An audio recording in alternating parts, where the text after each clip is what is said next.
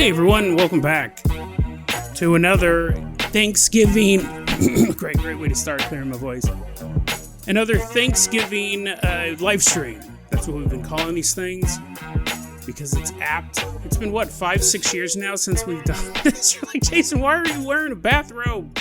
Well, actually, no one's saying that right now because no one's officially joined the video. I don't know how many people are going to show up today because we didn't have a lot of ramp up time to let people know, but that's just the way it works.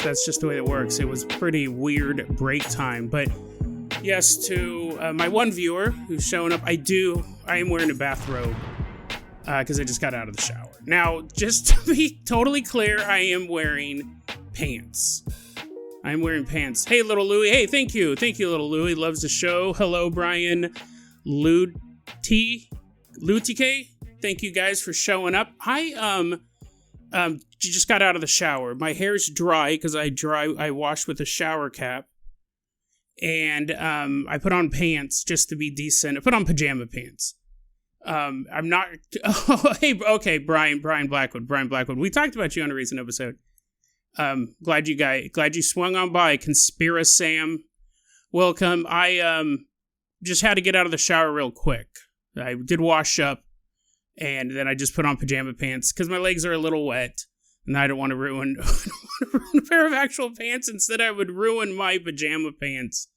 And that's where we're at right now. We are at what is this? I think the 6th annual live stream special, Thanksgiving live stream special. Brian, why do you have a little crown and a number 1 next? Is that an emoji that you added to your name? If not, well, if you did, that's cool. But I'm wondering if it's like an award you won. Sorry, a YouTube award that you might have won for that. We got a lot of good stuff, I think, to talk about today. I have some fantastic fan art that was sent to me years ago. Now Conspira Sam has a crown and a number 2 next to their name as well. So now I'm feeling a little left out. I don't have a crown or a number. Yeah, we got some really cool fan artwork I want to show you that I got years ago.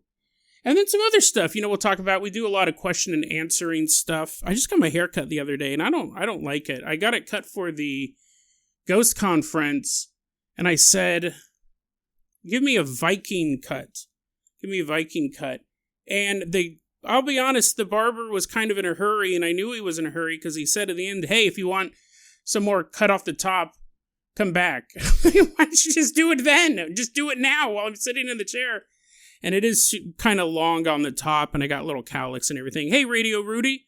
I'm assuming it's Rudy Jazz, but maybe it's a different Rudy. No, that actually is Rudy Jazz. I remember the name changed at some point. Thanks for coming on in. Rudy says they have a big dog cuddling with them. Well, okay, but not to flex on any of you, but Rudy, do you have a skeleton rabbit that does this? Isn't this awesome? Sabine got it for me like a year ago, the day after Halloween. You guys are all getting blinded if you guys are listening to the audio. I'm holding a plastic rabbit that's half skeleton, half real rabbit. Not real rabbit. It's like a plastic, but its eyes light up. So when I point them right at the camera, all of my viewers go blind. Isn't this cool? I want to get a shelf, see, and have this guy back here when we're doing, you're like, no, Jason, that's super distracting. I'll start doing my TikToks like this. I'm going to have this little rabbit on the back of my head. That's awesome. I've actually never seen what it looks like on camera before. I've had it over here. I'm doing a big remodel and I'm kind of cleaning stuff up. This is dope. This is awesome. Yeah, like right here. Or maybe on the back of my chair. Maybe just like that, because I know I'm lazy. I know I won't actually put up another shelf, but yeah. Rudy is getting blinded. Brian thinks it's pretty cool. But yeah, this is dope. I gotta figure out a place to put this, though. I could just hold it the whole time, do a little dance.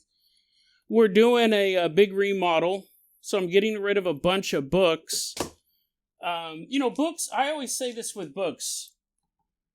I have a bunch of books I've never read, and I want to read, but I probably won't get around to it.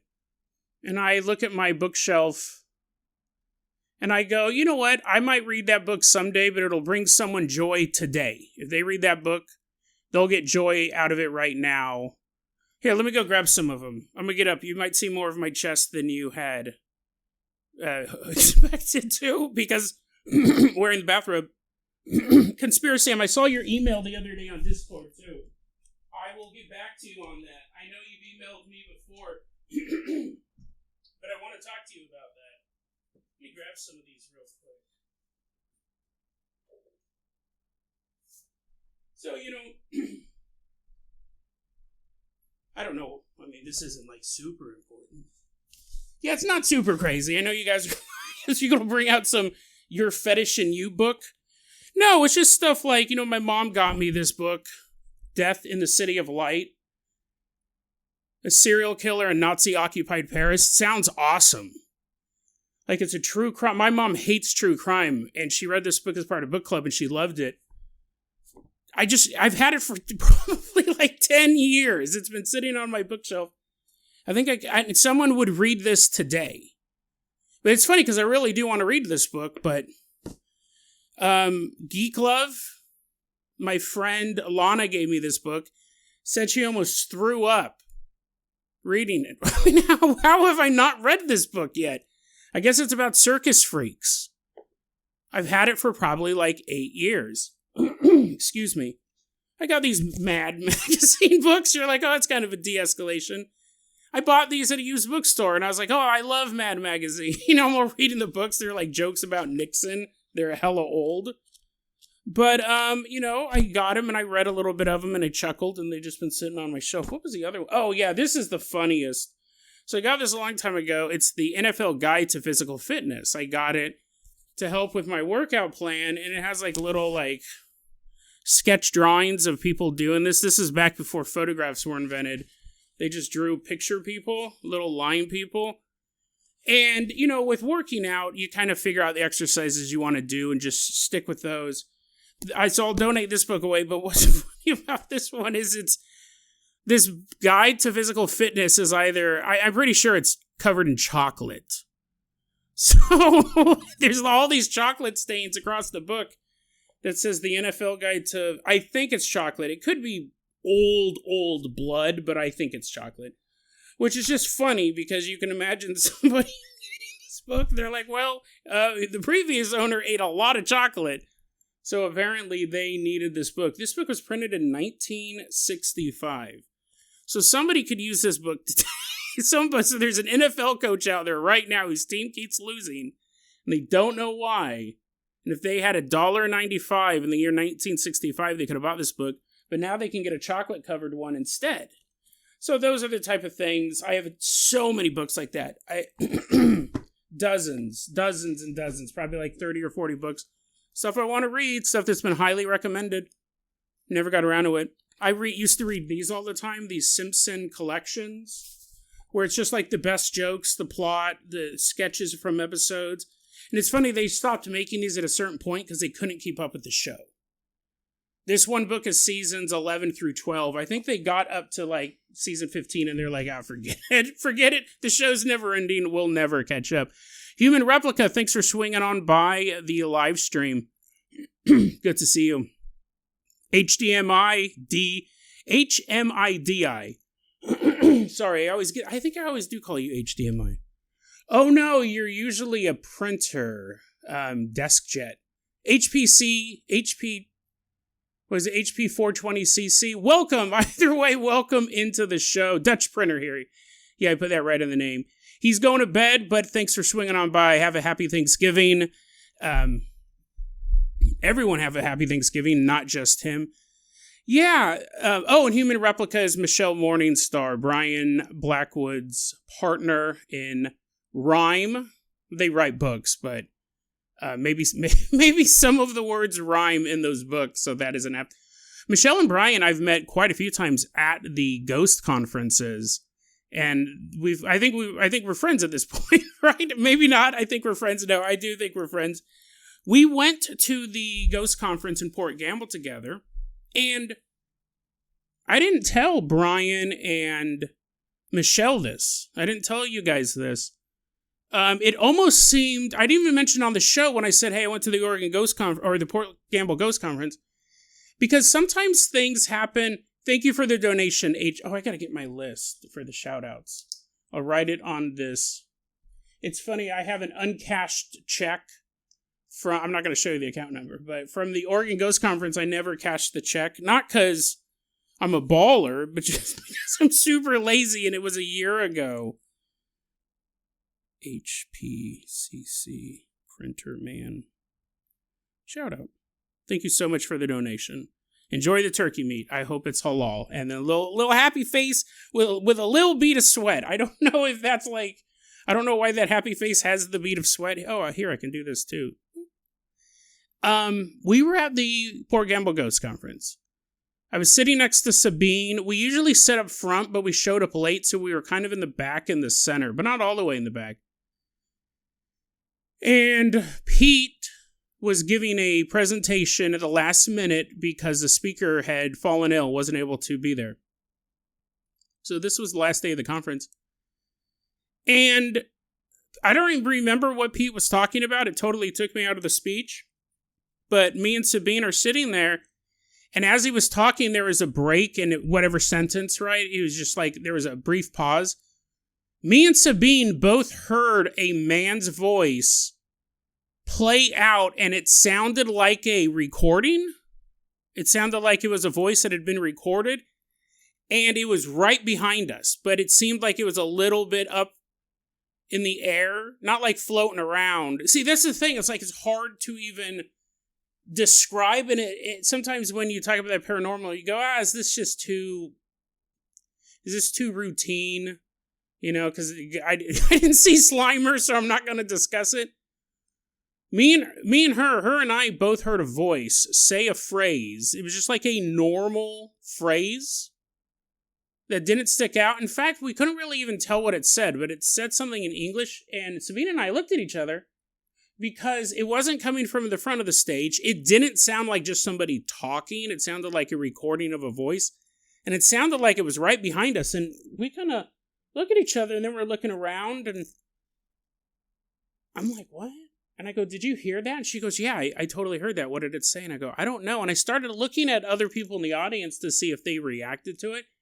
And there's a woman sitting next to Sabine, and I'm kind of looking at the woman, and I'm waiting for her to like turn and go, I don't know what that was either.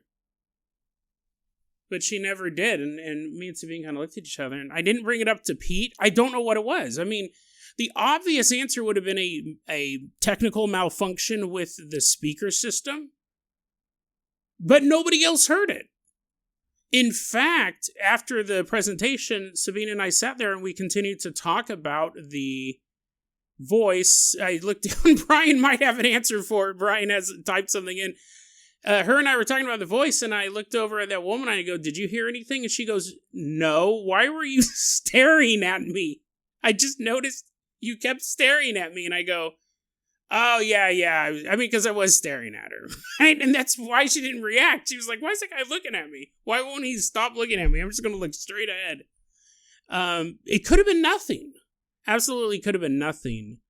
Let's see here. So Brian says that theater carries sound. During the panels and talks, we could hear the tarot and palm readings happening across the whole theater.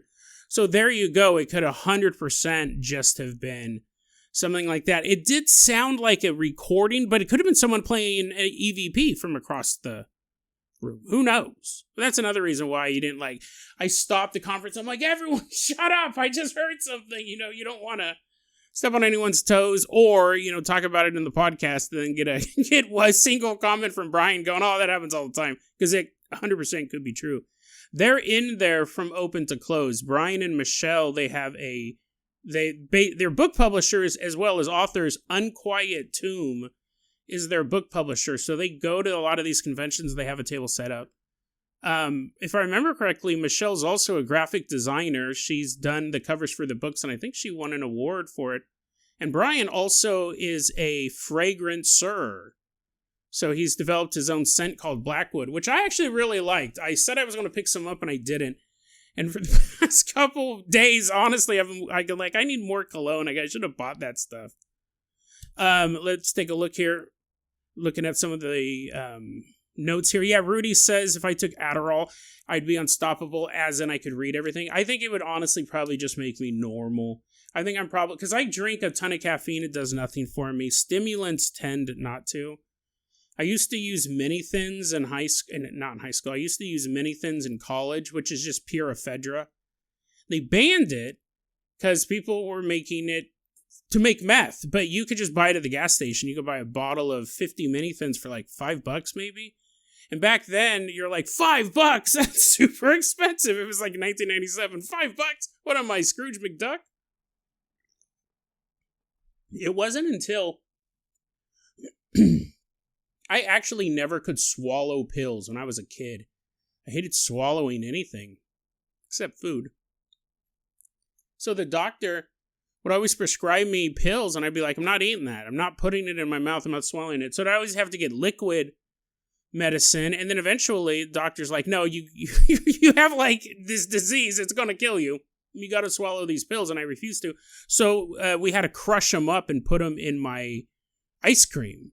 Emilio Villa Pando 2292, thank you for swinging on by. Happy Thanksgiving to you as well. Bam Jr. 1221, thank you for sneaking on in. Really appreciate that, guys. TG4463, thanks for showing on up. Everyone here have a happy Thanksgiving.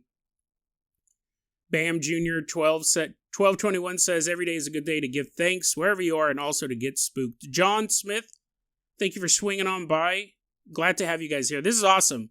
Honestly, didn't expect anybody to show up because it was announced so late in the game. Memes for Beans, thank you so much for your donation. Hey, Luke here. Been listening for around 5 years and finally caught a Thanksgiving live stream. Awesome. I just want to thank you for giving me laughs when times are rough, man. I appreciate it. I appreciate you guys. I love seeing those comments because I know like when I'm having a bad day or something's not going right, I want to listen to something cool or I want to watch a cool movie. And I never thought that I'd be that dude for other people. So it really, really appreciate comments like that for real. I forgot what I was talking about. Oh, yeah. So they have to crush my medicine up in my ice cream like a dog. I would never take Tylenol or anything like that. And Rico and Acapulco, welcome. And I press these little buttons here. Thank you so much for the generous donation. Really, really appreciate it, guys. Happy Thanksgiving is what he wrote, and happy Thanksgiving to you as well in Acapulco. I know I'm going to misspell Acapulco, even though it's on the screen. But I don't even know if it's right on the screen, but I'm assuming he knows how to spell the country that he's from. I never ate. John, that's actually a really good question. I'll mention them. The reason why I started swallowing pills was because I started using drugs. I tried smashing mini thins, which was basically making it more potent because I'm freaking out. And then I was really freaking out on mini thins. People are like, dude, chill out. I'm repairing a car at 3 a.m. I go, okay, if I want to do these mini thins, I got to swallow them like a big boy. And so I did, because if you crush up a mini thin, not only I remember I'd be hanging out with my buddy Josh and other buddy Jason. We'd be hanging out at the school newspaper at American River College. And everyone did mini thins. Everyone thought they were totally fine, right? They are fine. Just if you add a bunch of other chemicals and cook them, they become really, really strong meth. But I'd be hanging out and we'd all pop mini thins and work all night. We would talk most of the time, and repair the car. But I remember I'd be hanging out with them and I'd be like, I'd have 2 or 3 mini thins in my hand and I'd put them in my mouth and I'd start going. People are like, dude, are you eating those? I go, yeah, I'll swallow. I mean, the mini thins, minis in the name, it's super tiny. They go, dude, just swallow them. Just swallow them. And I was like, nah, I'm good. I mean, it's disgusting. You ever tried chewing a Tylenol? And you're like, I have to take 2 every 4 hours? But anyways, yes, my chewing medication. John Smith had an interesting question. What's your favorite story or episode from last year? It's really interesting because a lot of the stuff comes as a blur, and a lot of the stuff I may not specifically remember. This story wasn't from last year, but it was one of the more recent ones I really liked. I think about it from time to time, and when I told the story, I was just like, oh, this is cool. But I think it was from about a year or two ago. I'll try to think of one from this year. But it was a story about that man who moved in to a converted garage that had like now 4 apartments in it.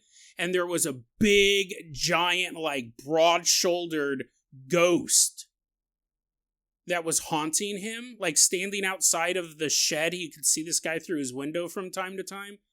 And other stuff was happening in the house. And then the dude worked on a boat. Like he had one of those jobs that was like 3 months on, 3 months off or something like that. And or a couple weeks on, a couple weeks off. Well, one day he showed up to the boat and one of his coworkers said, "Hey, dude, there was a big guy here standing outside your bunk room." He's just standing there, and you weren't there at the time. I thought it was weird, and I don't remember if the coworker said anything to the big dude. But it's like the thing went to his job. The thing wanted to haunt him so badly, but it got the schedule wrong. And the guy says, after I told my coworker, "Oh, that's actually this thing I've been seeing," the coworker stopped talking to me, and I'm pretty sure the coworker quit shortly after that. That's actually, that story pops up in my mind from time to time. I think that one's really unsettling. Because the thing is, too, is that may happen more often than we think with these more powerful spirits. The only reason the character knew that was because a coworker saw it and knew, and also the fact that this was like a bunk situation, so he knew it was that guy's room. So later on, a couple days later, he said, "Hey, there was some big guy standing outside your room." I wonder if you worked at a department store and you were being haunted by a powerful spirit, if that spirit would show up and watch you work. You know what I mean? It's really creepy. It's kind of could just be a one-off thing. And then again, like, if you were being haunted and the spirit was following you and it shows up on the wrong day and is standing there in the clothing section of this department store and a coworker sees him, probably wouldn't take any note of it. Probably just think it's a dude. So you wouldn't know that story. So I'm trying to think of one from this year, though. John, I'll keep thinking about that. MewTube, thank you so much for the donation. Really, really appreciate it. Happy Thanksgiving, Jason. Can't stay for long, but I just want to say hi and thanks for the great content. Thank you for being a loyal listener for so long. MewTube's been around forever. A lot of you guys, it's funny, there's a lot of you guys who have been around forever, and then there are newer listeners who have went back and listened to all the episodes. So, I mean, that's fantastic. That was early on in the show. A lot of podcasts paywall their older content. After season 10 or whatever, you have to pay $5 a month or $5 total. And that always, as a listener, I didn't like that. So one of the things I didn't do in the beginning was no paywall. And that's what's awesome is people going back and listening to the... Okay, let's see if Photogenic tricked me last year. I remember your name. I appreciate you being a longtime listener. I did not pick up on it when I said it out loud. Gary Collins, thanks for... yeah, I'll get back to Photogenic in a second. Gary Collins says, many things haven't heard about them for a while. Yeah, it's been a long time. John Smith says, would you call that broad-shouldered ghost an entity attachment, like you went to the wrong place and something parasitically attaches to you? You know, it was weird because I would have to go back and really delve into that story. But it was like location-based. The guy wasn't haunted before that. And it's been a while. Like, I just remember little bits and pieces. I think as time went on, other people who lived in that area started to see it. But it's like, it could be. At 100% could be some sort of parasitic attachment. You wonder why him. You know what? I'm going to pull up some notes here because I'm very curious as to what my favorite story of the past year is. That's actually a really interesting question. But I wanted to get to this as well. Deep Flamingo, thanks for swinging by. Imagine being a ghost and getting assigned to haunt a guy and you can't figure out where he is every day. Perfect. Photogenic. Photogenic Hunt. 4254. Maybe your name's not a trick. Maybe I just pronounced it too fastly last time and I didn't catch it when I said it. If you can imagine what you could accidentally say, Photogenic Hunt 4254. When I was editing it, I went, Oh, I mean, like, I got, right? I got. I said the C word. I'm surprised YouTube didn't flag it. Happy Thanksgiving, Photogenic writes. I've been trying to remember the story you covered about the books from the 17 or 1800s. Something to do with airships and bombings. Yes, that was a really interesting one. So it was books, and then there were short films. Like some of the earliest disaster/war movies were stories of these fantastical devices. I remember that. Yeah, that was a really interesting one because I watched the short film. They had like an old timey version of it on YouTube. And yeah, like this idea that Britain would be invaded by these flying devices and they're throwing fire bombs out of the vessels. And yeah, it was like this short film about this house. I think the inventor, yeah, they're being invaded. The inventor invented this flying device, but it ended up causing this war. Super interesting. I really like that one. Let's see here. Mr. Slash, I've been listening to you since episode 90 and have listened to every episode since. First time catching you live. I'm glad you're here. Happy Thanksgiving. This is really awesome. Let's see here. So, yeah, Photogenic says I changed it to Photogenic, so there's no ill intent behind my name. It was, again, I heard it and I go, dang it. I remembered it. But I go, because that's always a thing, right? When you go live, I'm going to put a shirt on at some point. This looks ridiculous, but when you go live, you know, people have names that are kind of goofy or names that can trip you up intentionally or unintentionally. Let's see, Bolaños Mejito Medillo. Happy Thanksgiving. He's like shaking his head. He's like, nope, happy Thanksgiving, Jason. I admire your work since the beginning. Greetings from Mexico. Greetings to you as well. I followed you since the soy unified theory. You know what's funny is every so often I come across the topic that I go, it would be kind of interesting to follow that up in some way.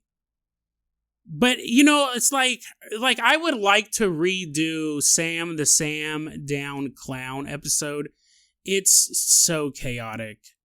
It's just not any good, if I gotta be honest. But, dang it, my OneDrive thing won't let me I did end up fixing my computer. I know now how to get into all of the stuff, all the places I need to go. But I can't get into my previous notes. That's what I was going to look at. Because I go, you know, that'd be interesting to look at the past couple seasons and see if anything jogs my memory. I have found a new appreciation for those stories where people swap bodies. I know I covered one or two of those this season. I find that really awesome. Skagrooven915, thank you so much for your donation. A couple Thanksgivings ago, I was at my Mormon grandma's house, and my uncle started telling me about Mormon Bigfoot. Pretended I never heard it. That's awesome. That is awesome. That is a good one. I found a new subreddit, almost by accident. I'll talk about it in a future. I haven't delved into it yet, but it's called... Let me look it up, because you guys might want to check it out over the Thanksgiving. It's pretty dope.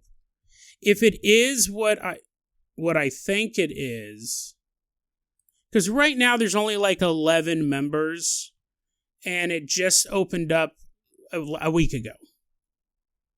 But the subreddit's called Bigfoot Woo. And it says, this subreddit is for less mainstream Bigfoot discussion. So I think that will probably grow into something really cool. I think I can put it in here.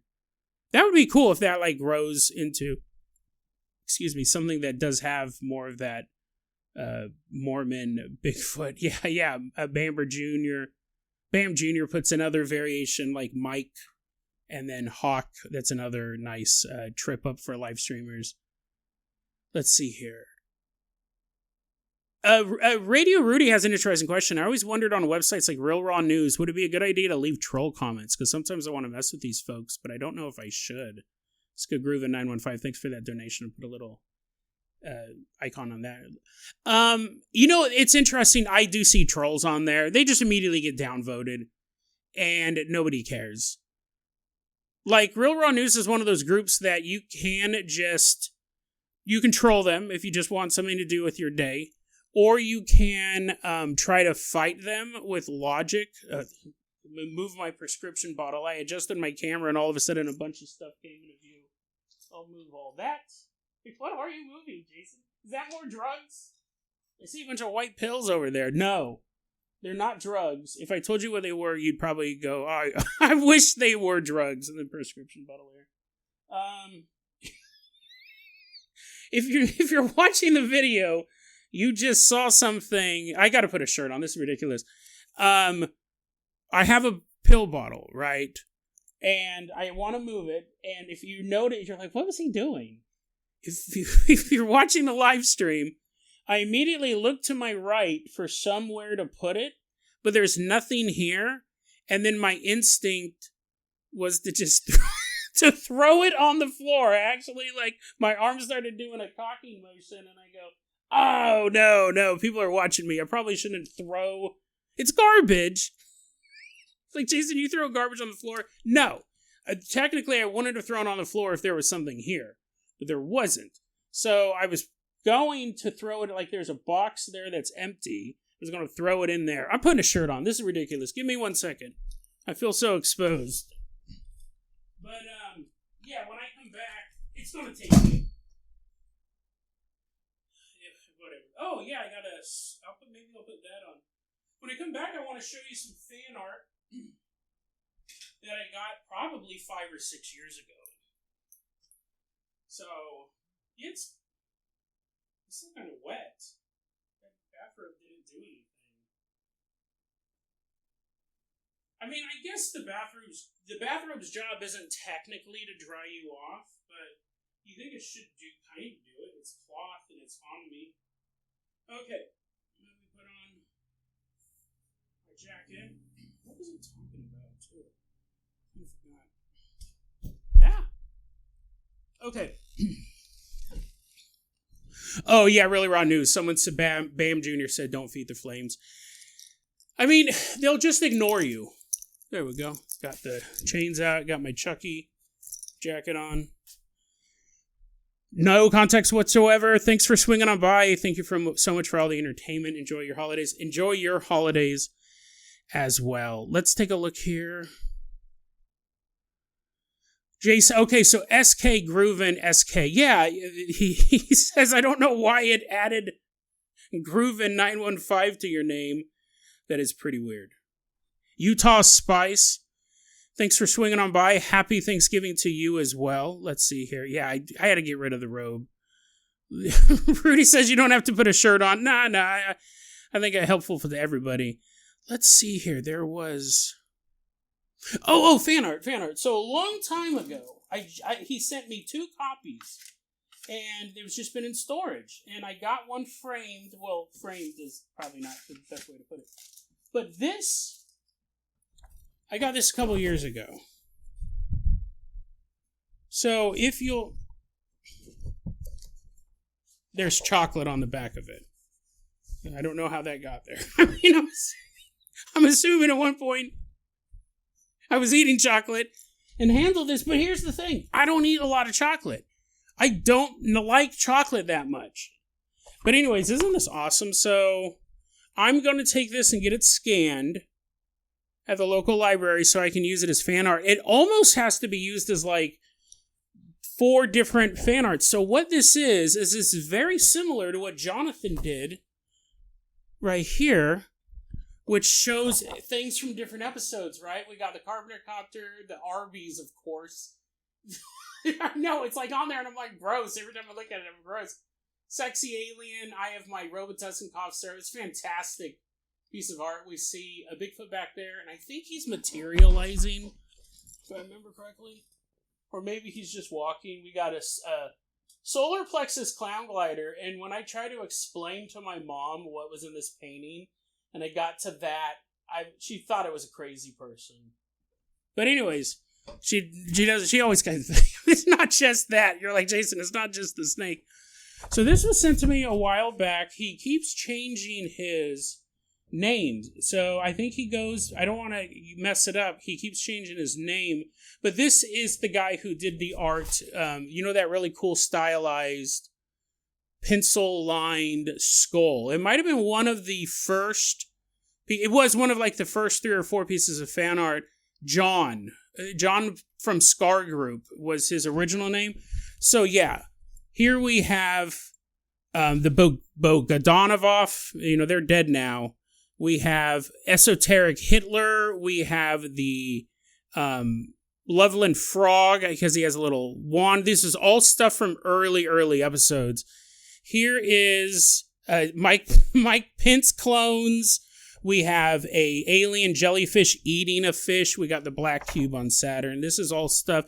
The Carpenter copter's flying by. It's covered in cheese for some reason. You can see Mothman right here or right over here. This is fantastic stuff. We have the a beam shooting out. Like, I don't remember most of this stuff. I was like, when did I talk about a beam shooting out of a microwave? I'm sure that I did. I remember. Here's the cannibalistic redheaded. No, I think this is the Afghanistan giant versus some other cryptid we covered, and there's an alien on his back. If you guys can't see this, if you're listening to the audio, I've had this for probably, again, like 5 years.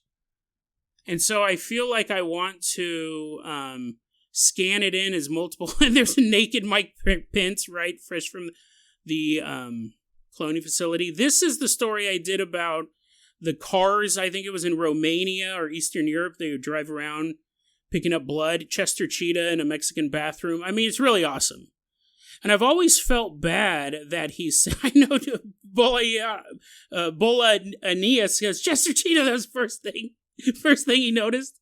Yeah, it's full. I think it's like the first 100 episodes or something like that. Some of it's stuff that I just mentioned. Some of it's stuff I went into depth about. Very few of them I remember off the top. Like these kids beating up ghosts. I mean, that's so funny. And this, I think, was the karate episode. So maybe it's the first 100 or 500 episodes. I was trying to think. I go, when did I talk about Esoteric Hitler? If I remember correctly, this is supposed to be the cult in Brazil or Uruguay that I covered a long time ago. That is still one of my favorite stories. Fort Dignidad. See, recently he sent me 2 copies. So for a long time they were just in a box, protected. I kept them, but I got one put on a nice glass frame here. So that's going to be joining us up on the wall. But the other one I want to put into the scanner so I can share it on the podcast as well. But fantastic stuff. Bugs Bunny is a trickster god. That's on there. I don't think I ever talked about the Bogdanov twins, but they're such a part of like the conspiracy meme culture that I get that they're in there.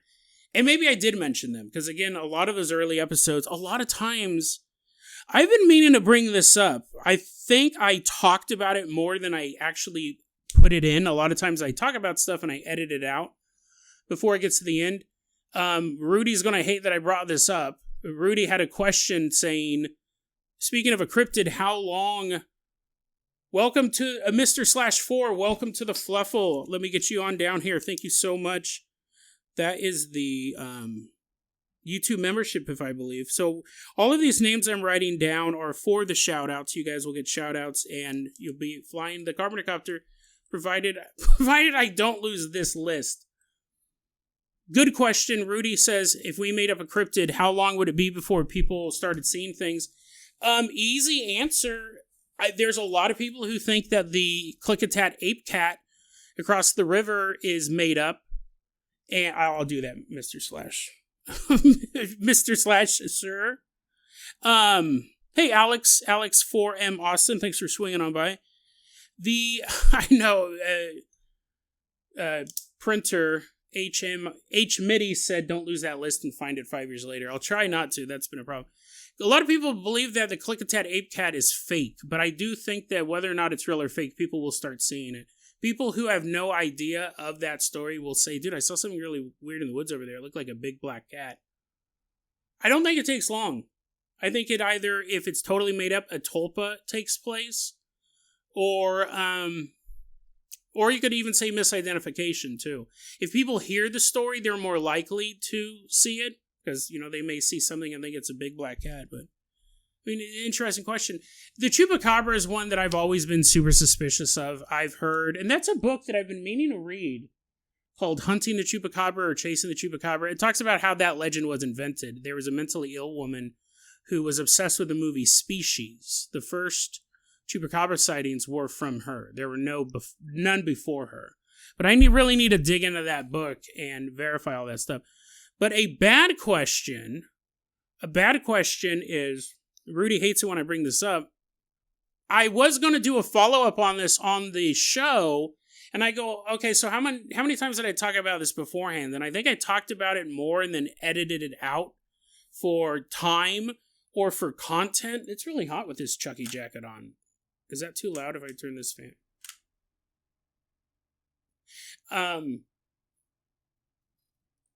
It's hotter with it. Is that too noisy? I hope not. I take the jacket off. But Ian Watkins, lead singer of Lost Prophets. He's probably the worst child molester. Okay, well, isn't that a bit of hyperbole? He was one of the worst.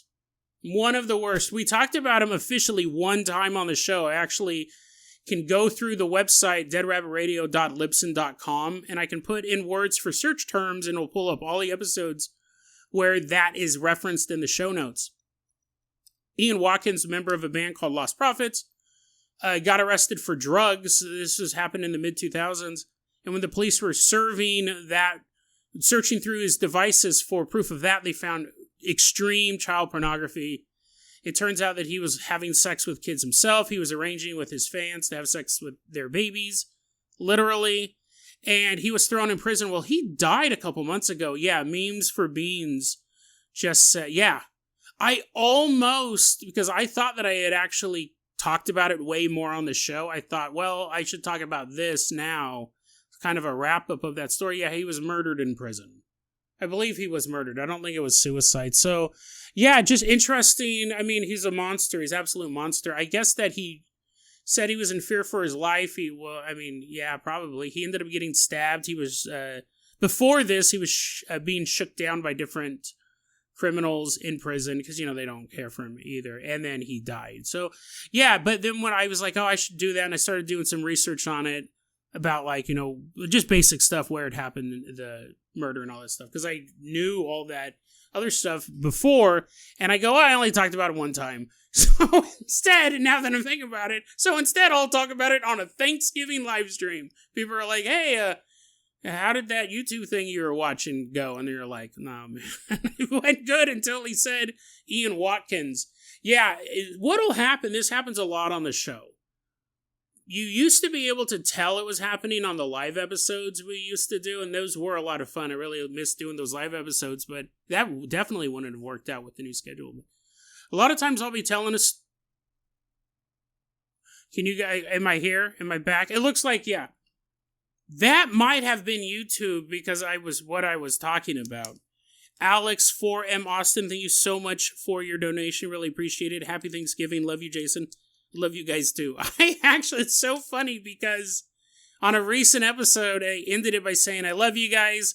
Have a great day. And when I was editing that one, I go, no, I'm going to just take that.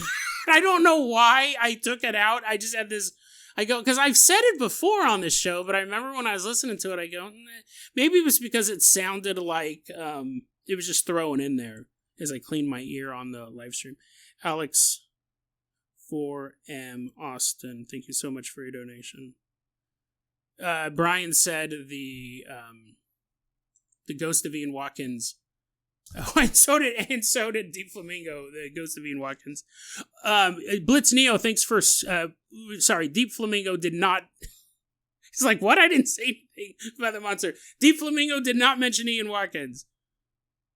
Somebody did, right? Okay, yeah, Rudy. Rudy said the Ghost of Ian Watkins tried to take his stream down. There you go. Brian blamed the conspiracy police. So, and Blitz Neo, thanks for swinging on by. I really, really appreciate it. The Void Mirror, the shirt needs to go for better internet. I'm assuming that's like the donations. You know what's funny is like this is the best internet available in town. And they had to walk on my roof and put it in. But yeah, so a lot of times when I'm telling a story on the show, I'll be like, yeah, and then this cryptid busted into this woman's car, took her purse. And then I'll go, that actually reminds me of a story, and I'll tell the most disturbing, dark, true crime nonsense. And then I'll go, oh, okay, but let's get back to the story about the fluffy Bigfoot who was wearing lipstick or whatever. A lot of times that gets edited out. It happens a lot. It probably happens, when I say a lot, it probably happens once every few weeks, maybe once every 2 weeks. When I'm listening to the edit, I go, oh no, that's horrible. Like, what a awful segue. What an awful segue. So a lot of that stuff gets cut out. Carol Williamson, thanks for swinging on by. Thanks for swinging on by. You have a happy Thanksgiving as well. Yes, to everybody in the Fluffle. Hope it's going to be a good Thanksgiving. Master of Ellipsis, thank you for swinging on by. You missed the drama. YouTube tried shutting us down. No, I don't know what that was. Blitz Neo, thank you so much for the donation. I'm a big fan back from 2020. Thanks for all the amazing work you do. Thank you so much for listening to it. I mean, that's the best part for me. Uh-oh. This is where things get dicey. Now on my little notepad that has my name on it, a note from Jason Carpenter. It was a gift. I have to turn it over. This is how stuff gets lost, ladies and gentlemen. Now it's not attached to anything. You're like, how does he lose? Well, he was talking about throwing trash on the ground earlier in a box. He's thrown it into a box on the ground. But thank you so much.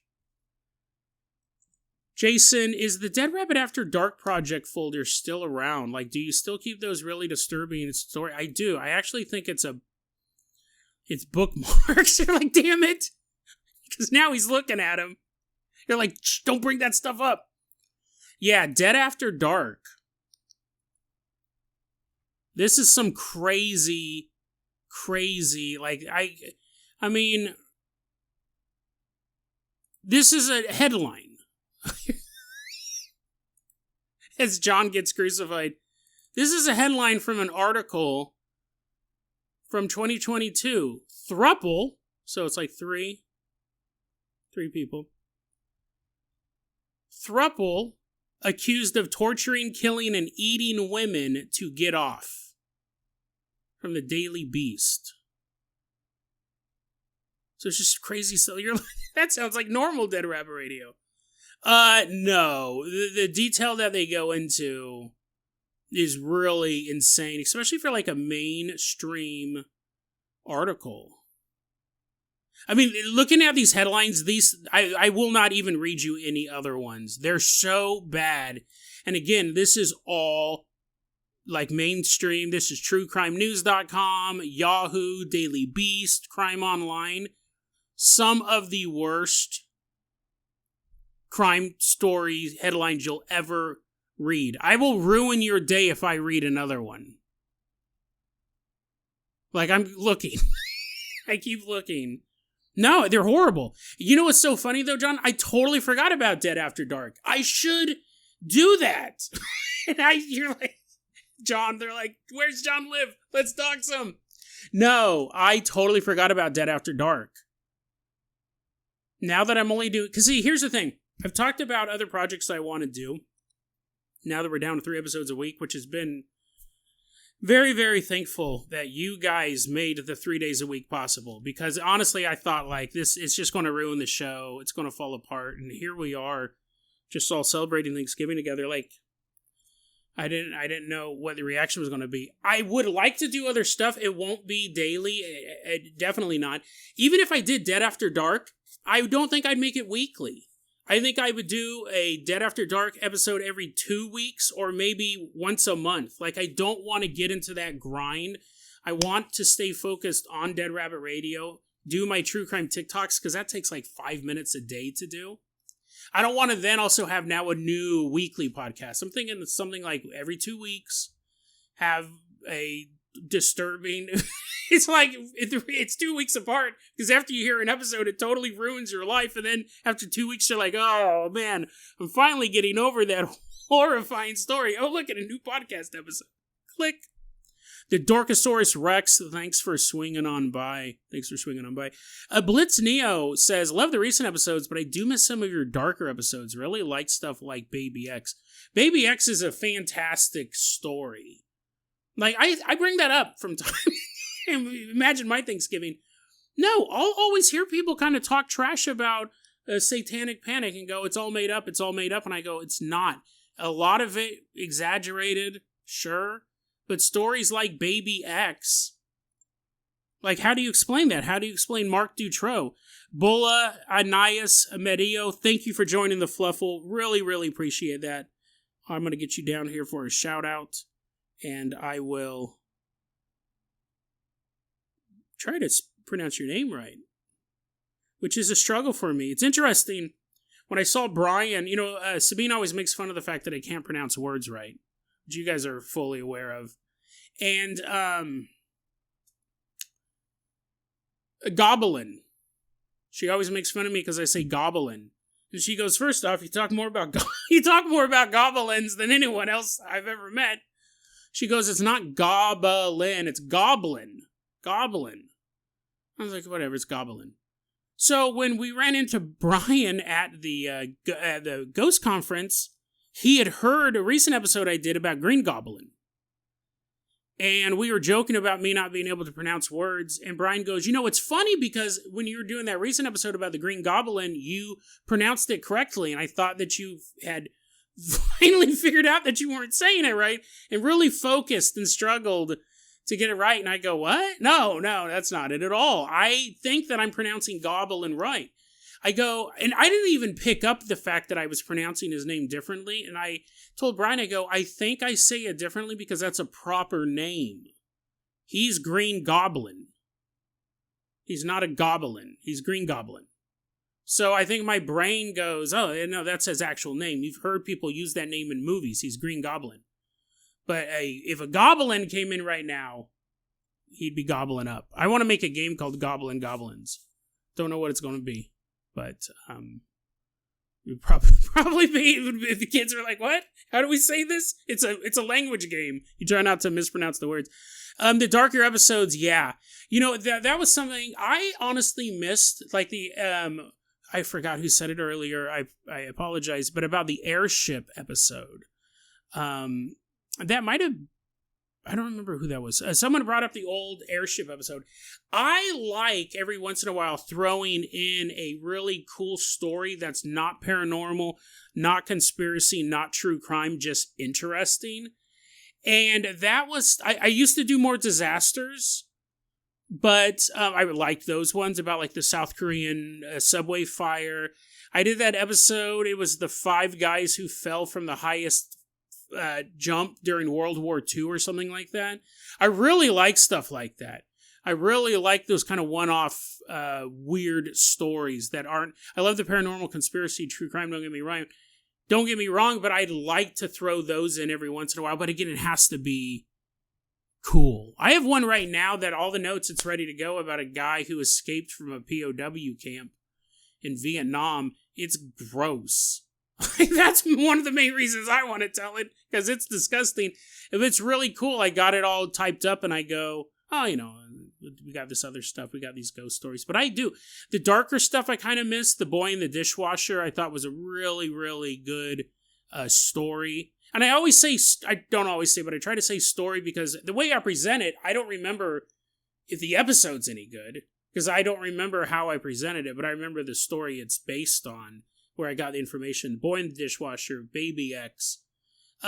There is a thing that I've learned. People who like true crime tend to like paranormal. People who like paranormal tend to not like true crime. It's actually too dark for them. So when I do stuff like White Power, Nebraska, which is probably, honestly, the episode I got the most emails complaining about. Not that it sucked, but that it was way too disturbing.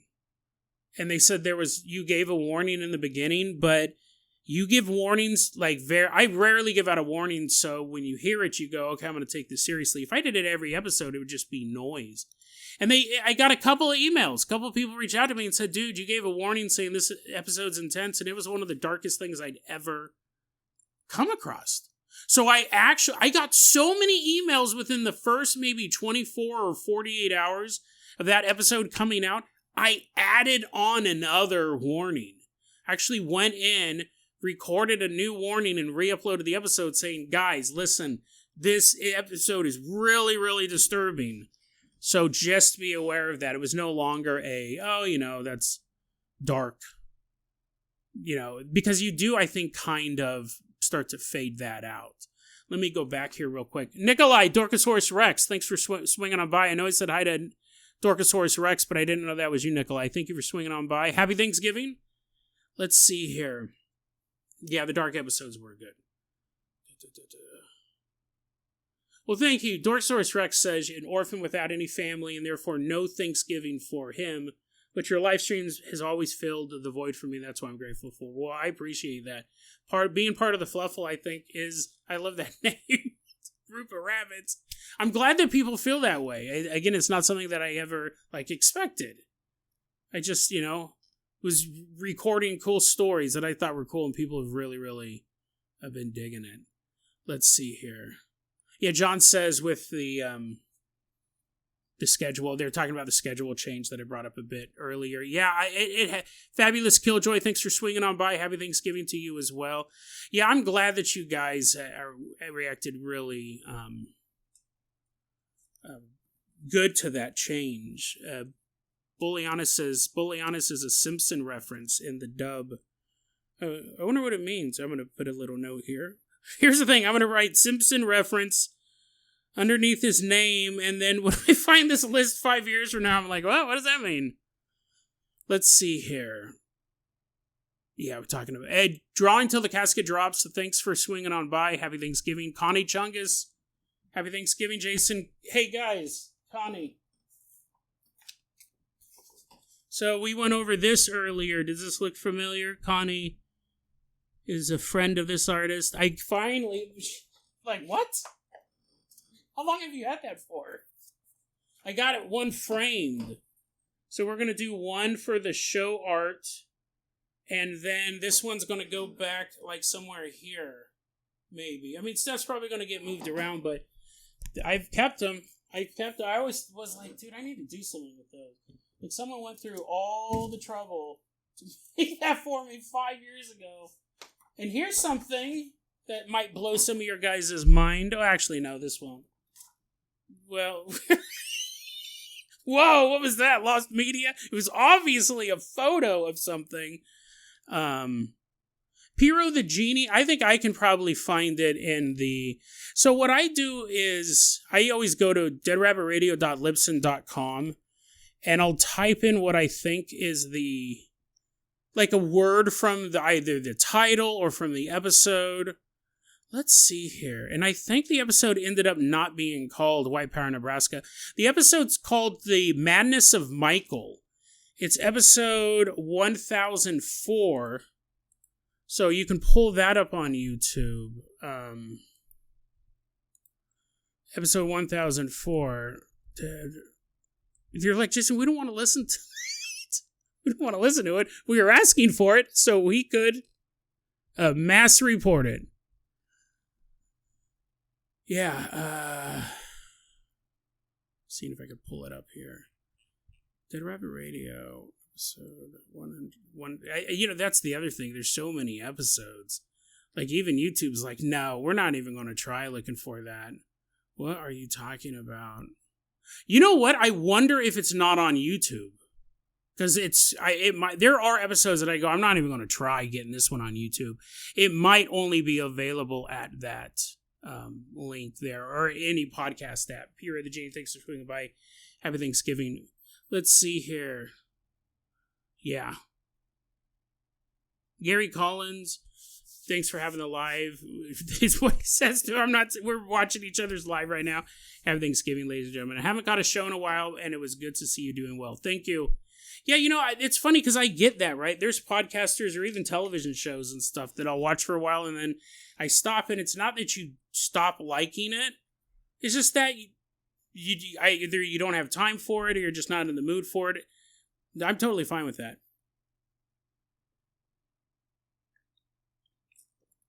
I do it all the time. This is my Minute Maid Zero Sugar. It actually tastes delicious. Mogfodan, I'll listen to it at the Thanksgiving dinner table. Again, what was the first story of The Madness of Michael? Because I think I really try to balance it out. Jack Skellington-like humanoid encountered by family. I have some bad news to tell you guys. It's not bad news with the show, but it really...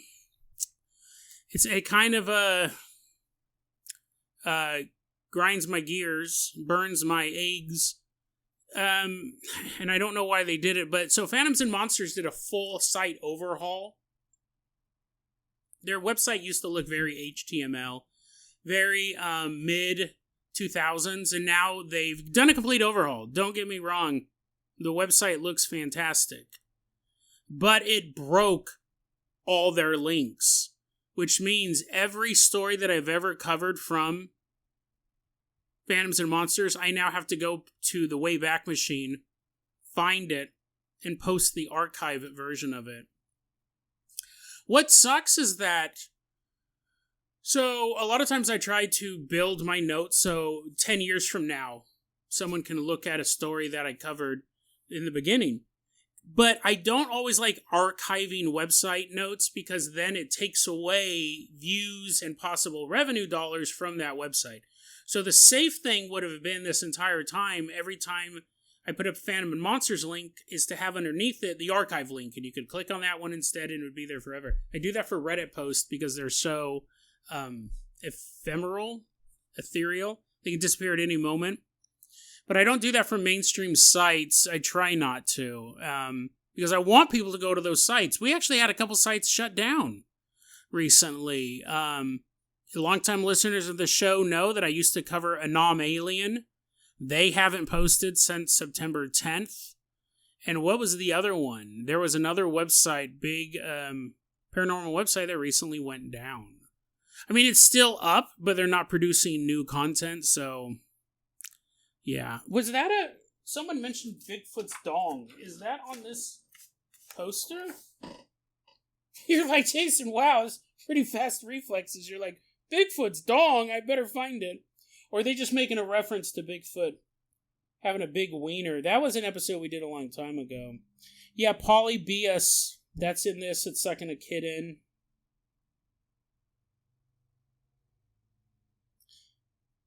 Yeah, I don't remember. Maybe they just wanted to see how quickly I would look for that. And the answer is very quickly. Let's see here. Magoni Archives, yes, thank you for that. Happy Thanksgiving to you as well. Yeah, Rudy says, I find that when I'm kind of stressed out, I don't listen to stories of true crime and likes the conspiracy theory stuff. That totally makes sense because you can have a good laugh at it. Even if it's a crazy, dark conspiracy theory, you'll be like, whatever, that's made up. When you hear a true crime story, you're like, that's the world we live in, I guess. And that's what Dead After Dark is. It's just horrific headlines and actually real articles here. I was thinking. Coming down here, Art37, Jay, thank you so much for the donation. Happy Thanksgiving, Jay, and all the fluffle. Okay, so Maria is Alex for Moston. Artorias says hi as well. I thought that name was familiar, but I wasn't entirely for sure. Hello, Maria. Hello, Art. Hello, Artorias. Art was recently playing Battlefield with me. Maria and Artorias. And then, then they disappeared. We played Battlefield a couple times, Battlefield 6. I've been playing it every single day. I love that game. I think I have I don't know. I mean, the game came out October 10th. And I have 223 hours. 223, and that is not that I'm on a save screen and I'm eating lunch. That's 223 hours of actively engaging the enemy, of taking the objectives, and looking here, Jason. This is not. I'm not bragging. This is called a call for help, a cry for help. No, I love this game. I've played a total of 222.3 hours. Last 2 weeks, I've put in 80 hours alone. And that's playing the game. So Art was playing with me a lot in the beginning and then disappeared. I actually thought something might have happened to him. No!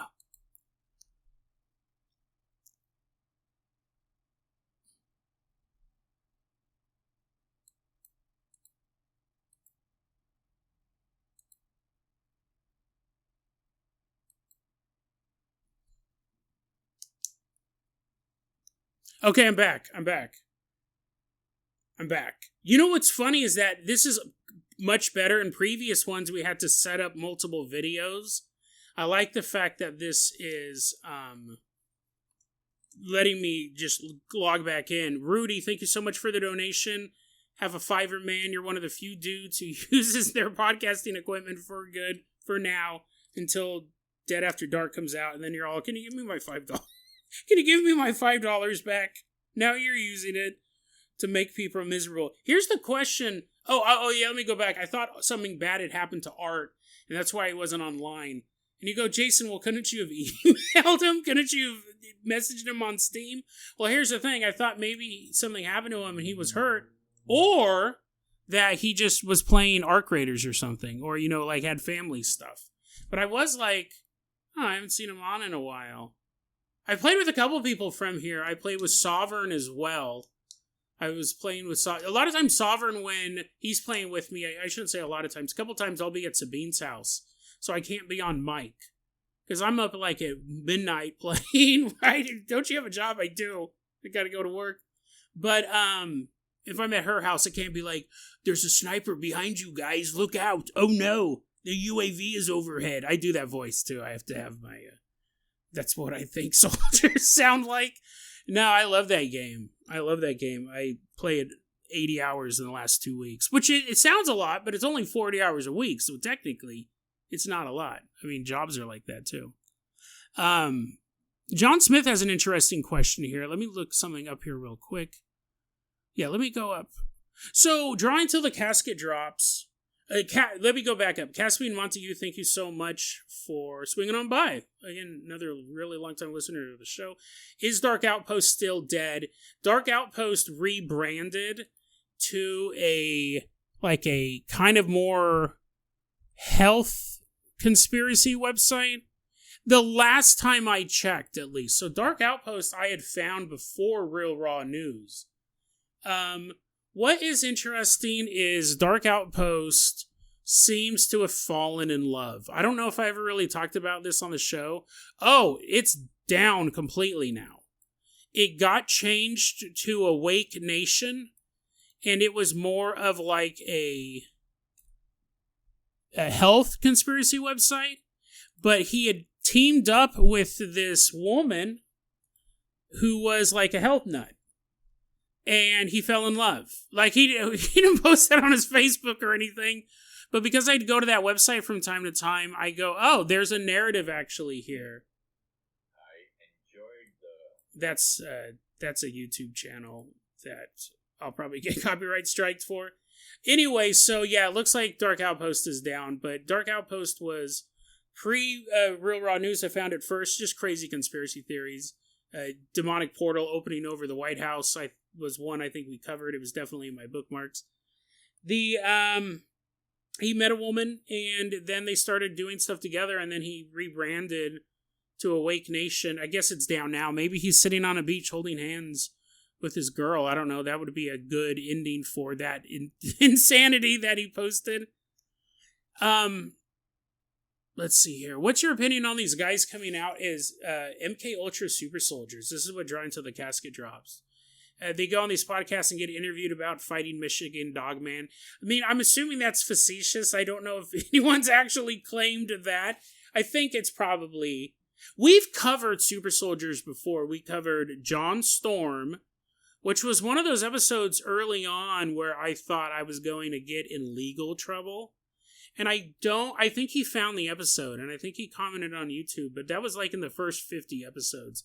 John Storm, I was just making fun of, just saying he was a lunatic and all sorts of stuff. I honestly thought I go, this episode might get me sued, but I did it anyways. And then we covered the guy who went to Mars, and him and Obama were on a secret mission together. And we covered another one more recently. It was a super soldier. He said the government was out to get him, and then the government was driving a car and hit him while he was crossing the crosswalk, and that was the government. I don't remember anything outside of that. I just thought, the government has other ways to kill people. Bullets. I think a lot of it's made up. I'm sure that there are super soldiers out there, but actually, you know what? I don't actually know if that's true. I think they've probably tried making them, and maybe at some point there was something like it, but I don't know if there'd be... Here's the point. If the government spends millions of dollars to amplify your body and you're on the run, you're not going to do a podcast. Unless it's all, staged, that's, crisis acting, the government wants you, like you were built with the perfect podcasting voice, they built you in a laboratory. I think it's probably fake. I think they're probably just seeking attention. Now, here's the thing. They could actually be veterans. They could actually be soldiers. I'm not saying that it's all stolen valor. I mean, obviously, if he's claiming to have fought the Michigan Dog Man, I don't think he earned that medal. You could have soldiers who are now kind of amping themselves up, saying that they're a super soldier. Probably not. I actually didn't know that was going on. I didn't know super soldiers were going on podcasts. So I need to find out about that. John Smith says, does anyone ever have a need to kind of put away the conspiracy theory stuff for a bit? And it mentions the Epstein stuff. The Epstein stuff is really interesting. We covered more... if you look at the stuff we've talked about Jeffrey Epstein, which is a topic we've talked about a lot, I like to cover the weirder parts of it, like his interest in AI and virtual worlds. The fact that I found his blog, and he was posting all this stuff and no one was commenting. And this was when he was alive, but it was still when he was relatively powerful. It was after his first arrest, though, so people kind of knew the game. We covered it when he died. We covered the Maxwell Ghislaine stuff, the photographed photo outside of the In-N-Out. Weird. I mean, just so many weird things with that story. We did a recent episode about how stinky her feet were. People in the women's prison said she was filthy. She was pretty stinky. Now that all this other Epstein stuff has come out, I have not been interested in talking about it because it's mainstream news. Except for one detail. Because, we all have access to a lot of these redacted files now. You can turn on CNN, Fox News, MSNBC. They're talking about the Epstein files. Not so much today. I think the story's kind of going out. But this idea that all of these powerful people were connected to Jeffrey Epstein. Mainstream news. There's a website, there's a YouTube channel I watch, because I try to watch stuff from all across the political spectrum. I'll watch Fox News, I'll watch CNN, I read the New York Times, I'll read Real Raw News. There's a YouTube channel called Breaking Points with Crystal and Sager. And what got me into them is Sager loves UFOs, right? So anytime there's like a UFO thing going on, he'll cover it on the show. And Crystal Ball is a very attractive presenter and very good at her job as well. It's not just that she's hot, but she doesn't like UFOs. Dude, so what I kind of want to cover in an upcoming episode is what they've done with the Epstein files. There are some really disturbing drawings in there. And there seems to be almost like this motif or this riddle that spreads across the files, and it involves a piano. Like, Sager's going nuts on this. It's really weird. It's actually really weird because when I say creepy drawings, it's not like, Mommy, where are my eyes? And it's like a tortured kid or anything like that. But just drawings that are obviously done by a kid. So why are they in the Epstein files? Why is page 3078 just a drawing, a crown drawing of a bunch of seats, the back of a bunch of chairs, and then a man at a piano, and what appears to be a body on the ground in front of the piano. Why is that drawn in the Epstein files? Who made it? What does it mean? See, that's the type of stuff that I want to cover. The stuff the mainstream media is not covering. So I really got to go through that video again and kind of take notes. And they're like, it's an eye, like people talk about Eyes Wide Shut and the fact that he's connected to all these powerful people, but they're forgetting the whole cult aspect of Eyes Wide Shut. It just wasn't a bunch of powerful people at that party. They were engaged in a ceremony in that movie. And there's a really interesting conspiracy theory going on right now that Sabrina Carpenter is connected to Eyes Wide Shut. In the fact that in the movie, there is a child born at the very end of Eyes Wide Shut, and her name is Sabrina. And if I remember correctly, the movie came out the same year Sabrina Carpenter was born. I could be off on that a bit.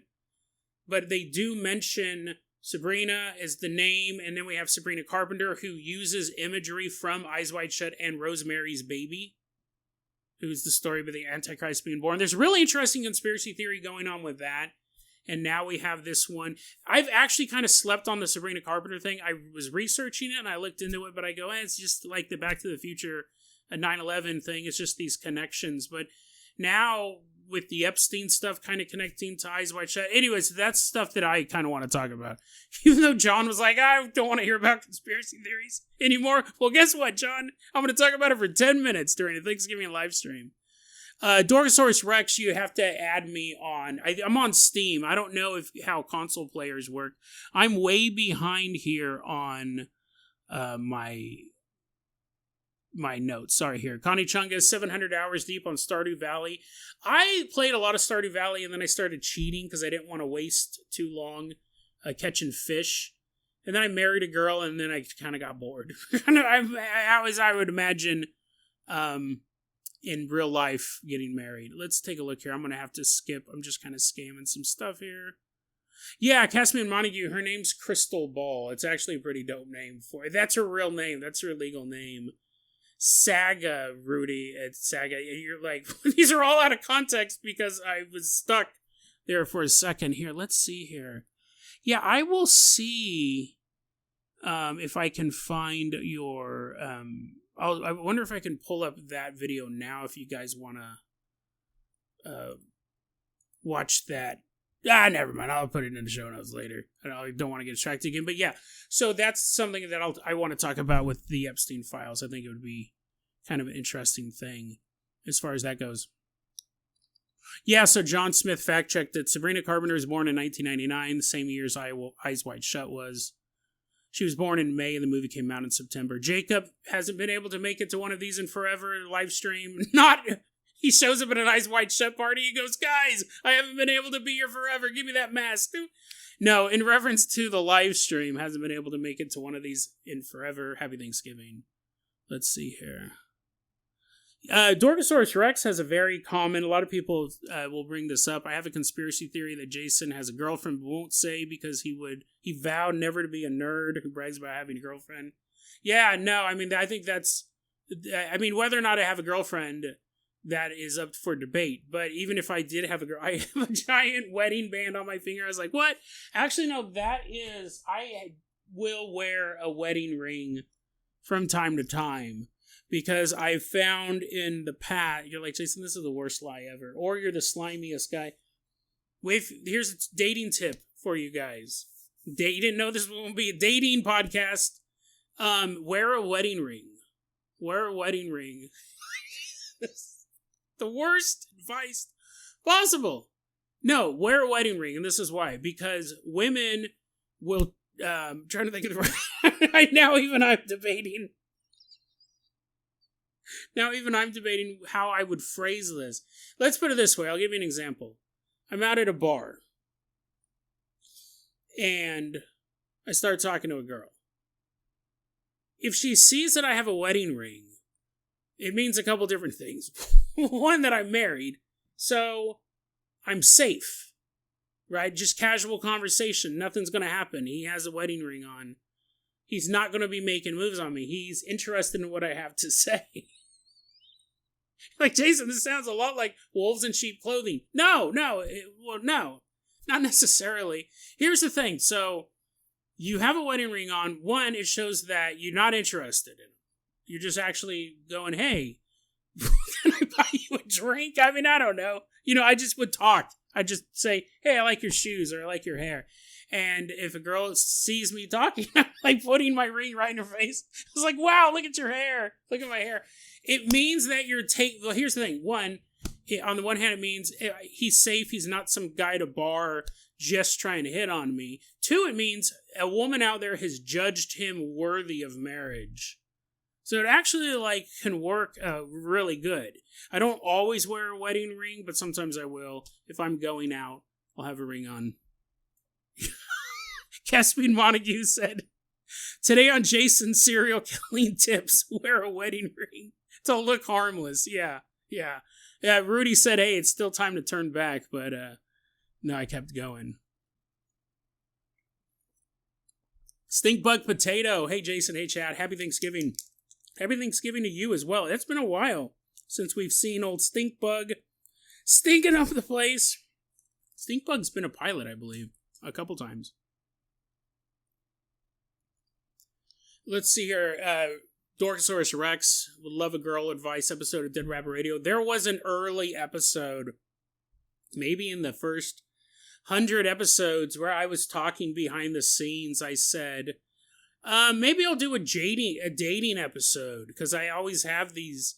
I don't like to use the word tricks. They're not tricks. It's strategy. Dating strategy. I peacock. I wear a big funny hat.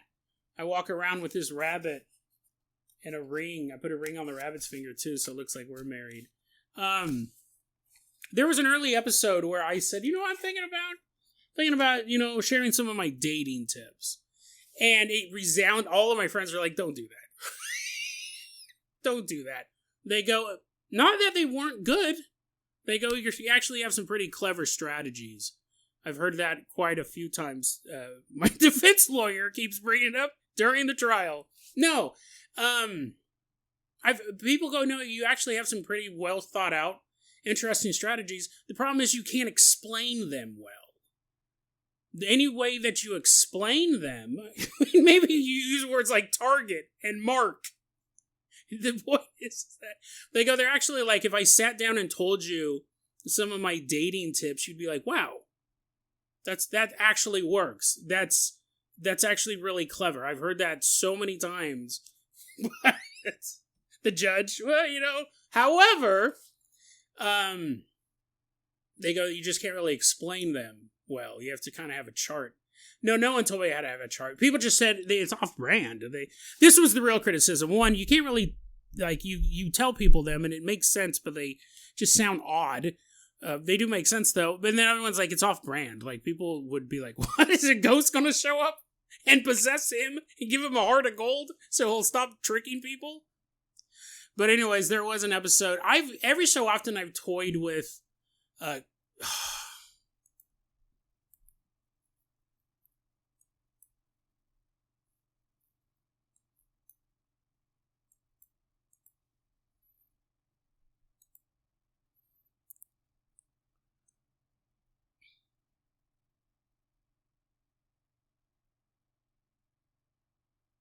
okay, sorry about that. Every so often I've toyed with, criminal advice. I think sometimes it slips out, but it's never set stuff on fire, because then you get a dedicated arson investigator against you. You can commit $1,000, tens of thousands of dollars of damage to a building, and the cops really won't care. They'll help you fill out stuff for your insurance paperwork. But you throw one flaming rag, you leave a couple smoldering matches at a scene, whatever, and that arsonist detective who's just chomping at the bit to do something, put his skills to work, he's on you. You're done. They are as good as homicide detectives. And they don't have the workload, right? There's bodies everywhere. He's all kicking back. Tell me when something's on fire. No, they usually work major crimes, right? They'll do a robbery here or something like that. But their passion, a burning passion for fire crimes. And now you got an arson detective after you, and they're relentless. Never use fire. You can take a sledgehammer and reduce a car to a cube, and nobody's going to care. I mean, the military might think you're a super soldier that escaped from a lab. They're waiting for your next podcast appearance, but never set a fire. Never set a fire. Oculifts, thank you for swinging on by. That name's very familiar as well. What was it? So John had an interesting thing about the ring. He goes, yeah, when you have the wedding ring on, it the woman that you're wooing feels like. Here's the thing. I'm honest, right? If I have a wedding ring on and someone goes, aren't you married? And I go, no. This is I'm totally honest. This was a trap. It was a trap. No, I'll tell people, I go, here's the thing. The way I work is I'm super honest. Even though I'm wearing a lie. Someone goes, I thought you were married. And I go, nah, I just wear this ring to pick up chicks. They're like, what? I go, well, here's the thing. Generally, and I'll kind of explain it. And they'll go, oh, yeah, it does make sense. Right? I won't lie. I won't be like, hey, listen, we got to hurry up. My wife and 3 kids. I left him. Our car broke down a couple miles down the road. I just stopped at this bar to get a quick drink. We got to be fast. No, I'll be like, no, I'm not married. And they go, why do you have a wedding ring on? Why do you have a tan line? Because I don't wear it all the time. It's like, here's why. So I'm honest. And here's the thing. So Rudy and Stinkbug Potato and everyone brought up the boo pill, which was an early dating episode. Yes. Oculus says the boo pill has worked for them. So it was girls love paranormal stuff.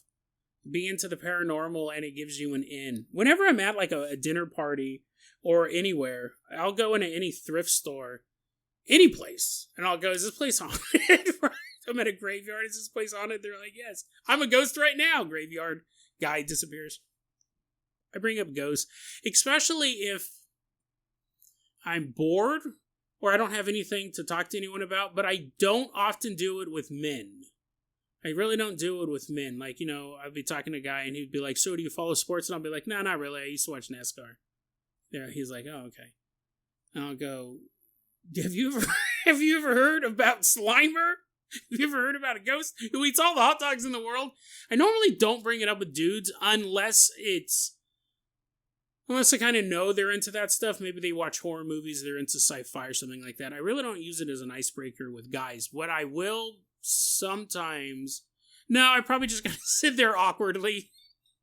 He's all, so are you married? I was like, oh, great. Now I gotta explain to this dude why, no, I'm not, but why I wear a wedding ring sometimes. With girls, I bring it up all the time. If I'm talking to a girl, like if I'm at a work party or something like that, a place where I don't really know a lot of people. You don't know a lot of people at work, Jason? My point is that, you know what I mean? Like you go to a coffee shop. No, even that implies I'm doing something else. When you're gathered with a bunch of people, you don't know them. I'll bring up ghosts. I'll be like, so, you into the paranormal or whatever I say. My wife died. My wife died and I think her ghost is haunting me. If I take this ring off, she'll possess me. No. You know what I mean? I bring it up as an icebreaker all the time. I just realized that. I don't really do that much with men. I'll talk about those subjects with dudes, don't get me wrong. But I won't use it as an icebreaker. If I'm standing in a group of 3 other dudes and none of us really know each other, I won't say, so do you guys believe in life after death? As I pull a knife out, my Chuck E. sweater. I'm like, because you're about to find out. I'll just kind of sit there and, we'll talk about sports. I'm like, oh, yeah, the Niners, Joe Montana. I don't know. But if I'm standing there and there's 3 women around and we don't really know each other, I'll say, hey, let's talk about ghosts, or like, what's the scariest thing you've ever seen as I pull a knife out and wearing my Chuck E. sweater? That's how all my stories end. Anyways, yeah, boo pill works. Women love talking about paranormal. Let's see here. Oh, so Connie Chungus and Drawing Till the Casket Drops, who I did not know that was his name now. I said your name changed all the time. Connie Chungus says next year I should come down to Coral Castle in Florida and give me away when they get married. What? Wow, and congratulations. They've been dating a long time. That's really, it's about time Casket Drops now. No, super interesting. It's funny if I honestly thought, because, I don't pry into your guys' personal life, but a lot of times we talk enough over the years. I wonder whatever happened to them. I was thinking about them. And I'll never ask. Because I don't know. I remember a couple years ago I thought, because I would message one, and sometimes I'd get responses from both that couple there, and then for a while, that wasn't happening. I was just messaging casket drops, and I never heard from Connie. And I thought, I wonder if they broke up, because they would reference each other from time to time, but no, I guess not. I guess they're together. That's awesome. Yeah, it's the same thing with Art. When Art stopped playing Battlefield, he's like, dude, I don't have 80 hours to play. No, I go, well, I wonder if something bad happened to him. I wonder if maybe he got a new video game. I don't know. Maybe something great happened to him. He can't play Battlefield anymore. But I never pry. I just go, well, I hope things are well. And here he is. So I don't know if I'm going to play later tonight, but I really want to. John asked, you don't have to answer this, but have you ever weirded out a date by talking about something too crazy? Oh, yeah. Yeah, absolutely. But, a lot of times, like, there's a date, and then there's, like, meeting someone at a bar or a party.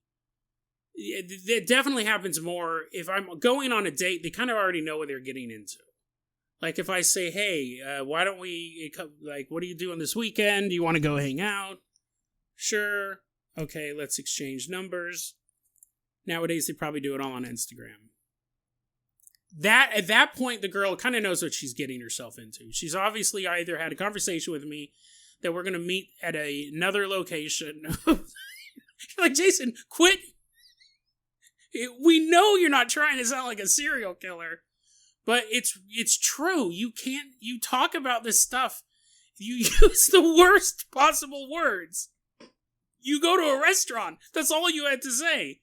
We make an appointment to go to a restaurant, not a third location, an unknown location.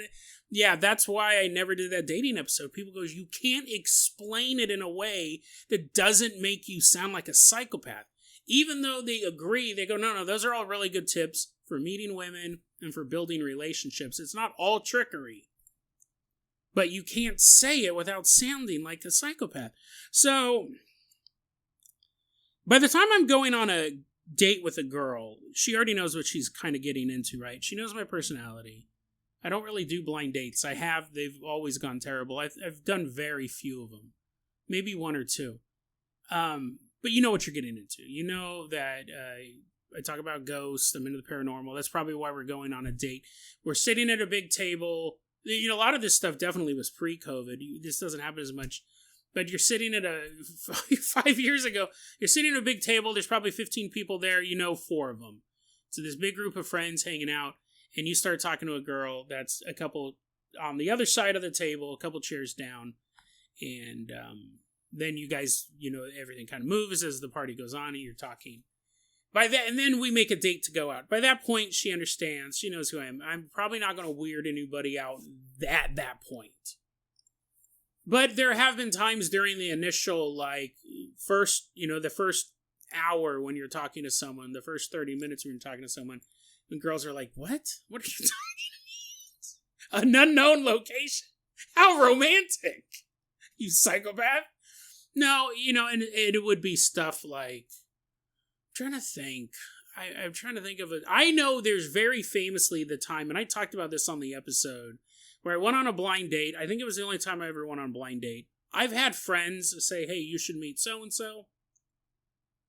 I don't really consider that a blind date, because I obviously have seen a photo of her and know a little bit about her. But the one time I actually went on a blind date was one of the worst dates of my life.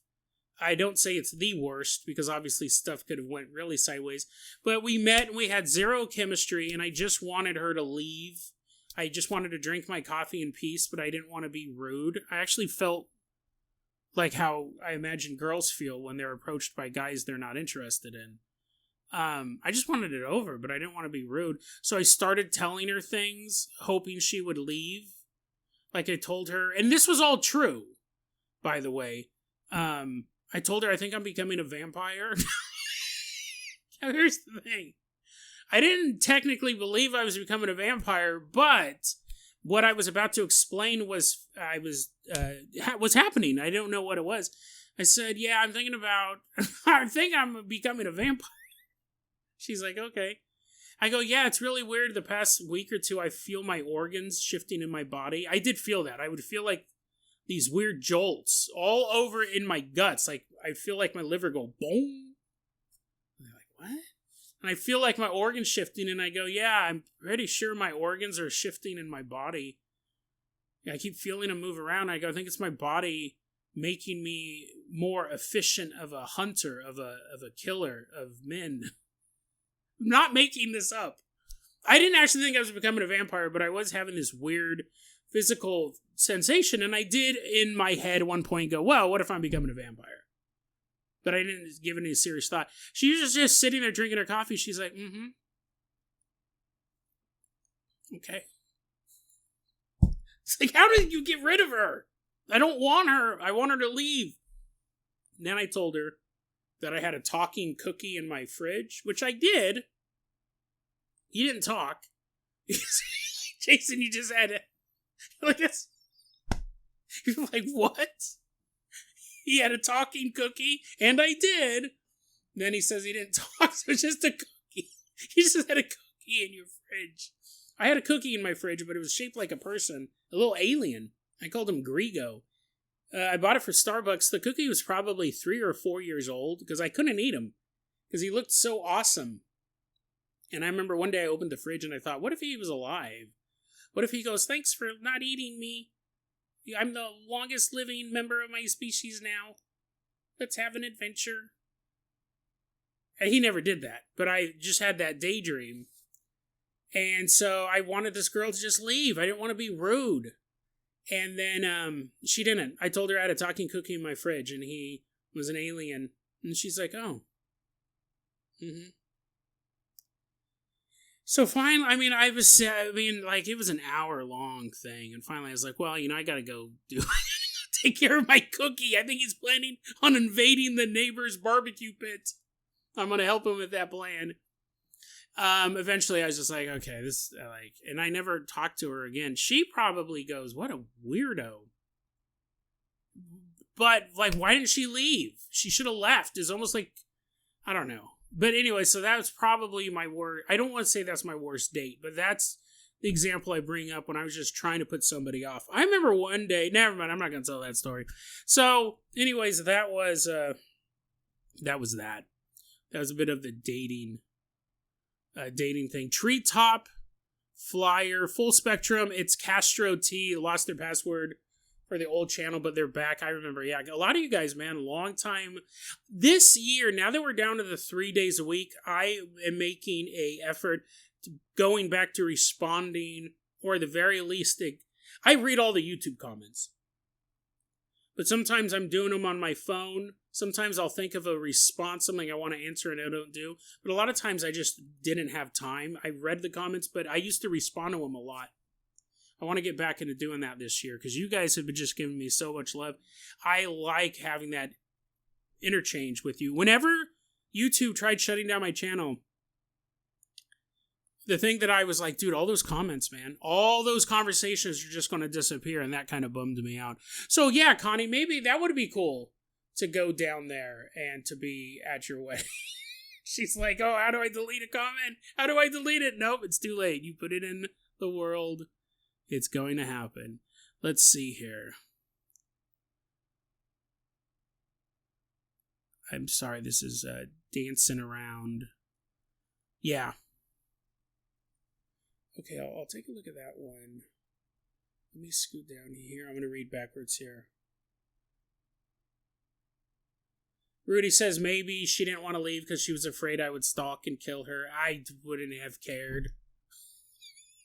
I wouldn't have even had the energy to stalk her.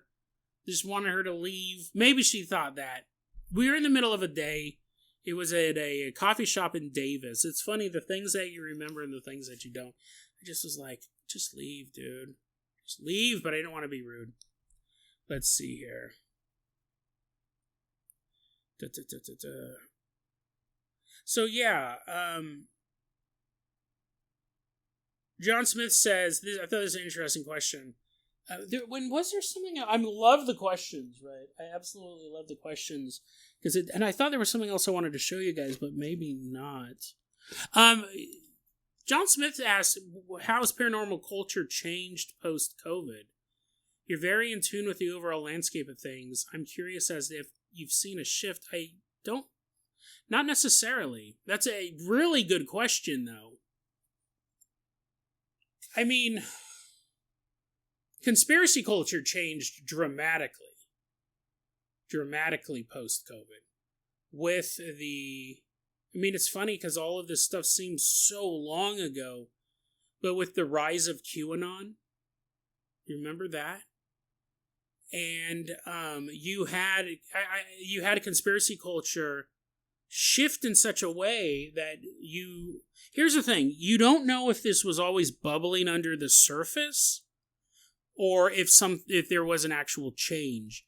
But the idea of who the conspiracy theorists people still kind of think it's just that weirdo sitting in his garage ranting and raving about something. But no, what you realized was you had an entire segment of hippie, homeopathic, middle-aged people who found themselves aligning themselves with QAnon political ideology. Because it was super bizarre. We always try to think of groups because it's very easy for us to do it. I do it too. We always think of groups as kind of stereotypes. So pre-COVID, if you said this, and this isn't middle-aged, but this 30-year-old woman, she's a mother of two, she only feeds her kids whole foods, nothing processed. She herself is all about raw foods. Health nut is what we would call them. Taking it a little too far. She runs. She very, very healthy. She talks about health all the time. Pre-COVID, you would classify her as a health nut. Post-COVID, she shifts. She has all those same beliefs, but because she starts to become anti-vax, she finds herself aligned with hardcore conservatism, right-wing ideology. Super bizarre. You always would assume that health nut was, she's probably some liberal. She's always talking about health. That means she cares about the environment. We fill in the blanks. And none of that. She may have always been conservative. And she never talked about it because she was always talking about being healthy. Or she may have been apolitical and never really thought of it at all. But once she started hearing all this stuff about vaccines and started researching stuff and started getting all of this stuff, she goes, I'm a health nut. And I'm not going to put anything in my body that's not raw, that's not vegan, or whatever. And either she joins forces with people she doesn't politically agree with because they're the ones pushing against this answer. Or, this is what happened a lot. She would go, this is the only people who I can talk about this with that don't immediately shut me down. And then she starts to agree with them politically. So we saw huge shifts in that. The hippie movement really turned into, I shouldn't say turned into, but a lot of them became members of QAnon for a couple of years. And then that kind of fell off, and I don't know where they would stand today. I would assume they'd still be farther right.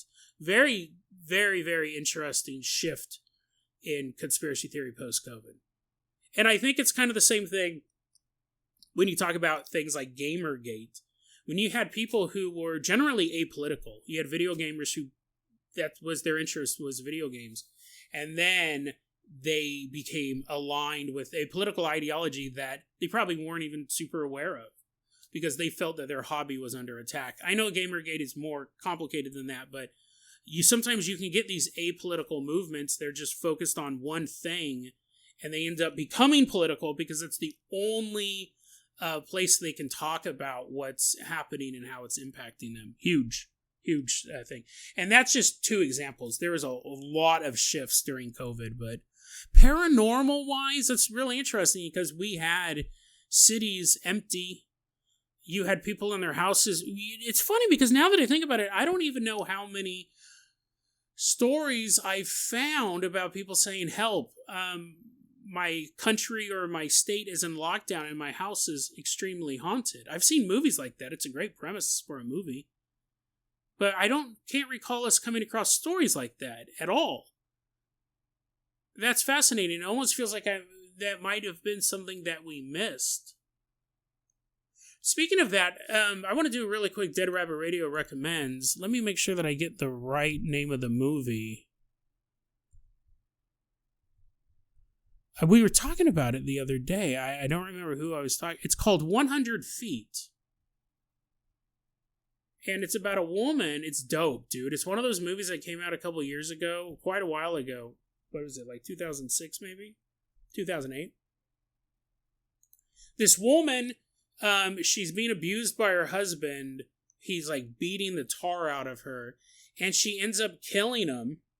And the question is whether or not it's self-defense or homicide. Like, did she mean to do it?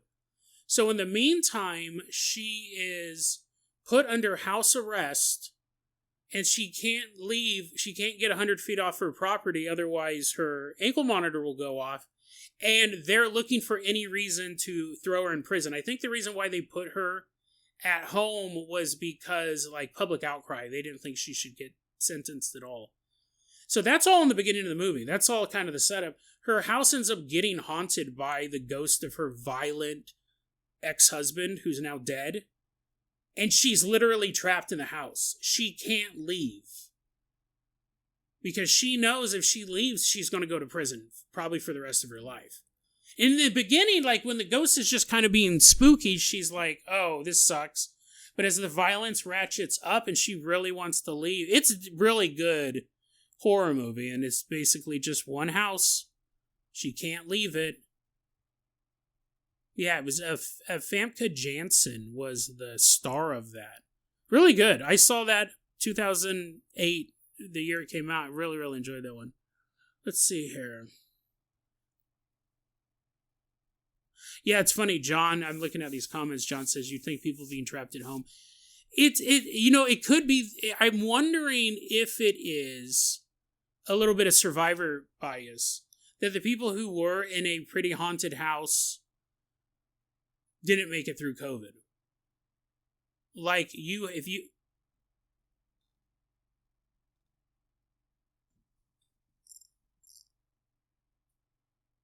Did you see that?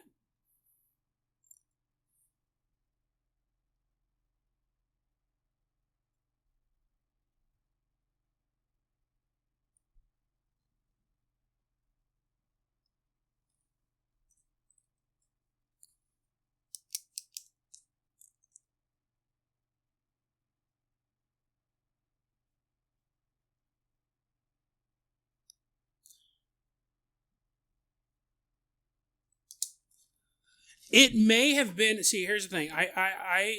It may have been nothing. It may have been nothing. I wrote down the time. While I was talking, I was certain, but it could be anything. You see, okay, so let me tell you, it's probably nothing. Right here, I saw a dark black, like a dark black lump. Like here. More like that. Without a camera. It went here. Now, here's the thing. What it could have been was my shadow. It was right there.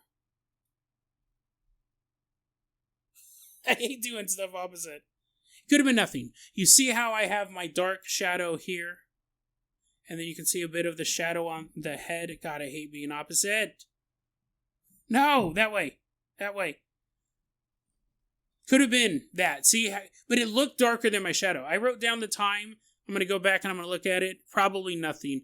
It was probably just an artifact, a little bit of shadow. Could even be my eyes get dry doing this for so long. Could have been nothing. But it probably was nothing. But it's interesting that we had it on video. See, we'll look at it. Quiet Ones, thank you for joining us. I love your show. Been watching and listening to you for years. Brings so much joy and intrigue into your life, into my life, into Quiet One's life. Happy Thanksgiving. And thanks for joining us. This is really awesome. This is going really well. I'm really enjoying it. Let's see here. So yeah, the survivor bias. If you were trapped in a haunted house and it was a really active spirit, it may have just killed you. It may have figured, well, now no one's going to come here. The city shut down for 6 weeks. Like, now would be an awesome time. I think it was just a shadow. Now would be an awesome time to strike. And if they find a body, which they would just chalk it up to COVID, right? If a 60-year-old woman got scared to death in February of 2021, I mean, are they even doing an autopsy? They just think COVID. So, interesting. But it is interesting we don't have a lot of stories like that. Let's see here. Not Enough Mirrors brings up The Unhealer. It's funny because there's very few times I've done a Dead Rabbit Radio Recommends for a terrible movie because I don't want to overdo it. That was, I think, one of two. That movie was so weird. I don't even know if I would classify it as bad. It was pretty bad, but it was also bizarre. And the other one was that musical with no music. And it wasn't an artistic choice. It was a licensed choice. They didn't have the rights. They shot a whole musical and didn't have any of the rights for the music. That was called Pity, I'm Not Pitch Perfect. I was like, this is an artifact of a bizarre moment in time. They spent a year making a movie that could not be released, and they released it. It's available on Amazon. It's a parody of the Pitch Perfect movies. We're approaching the 2-hour mark. So I said, yeah, because I'm going to have to get ready to head on out. It's been a long time. I'm going to put these in and hopefully it's not too disgusting.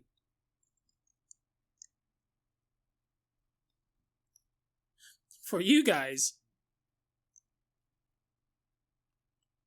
I'm trying not to make mouth noises.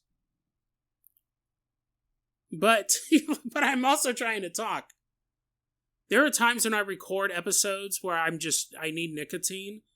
And man, the mouth noises I have to edit out, it drives me up the wall. But I'd rather it drive me up the wall than you guys listening to it. Drunk Bob, thank you for swinging on by.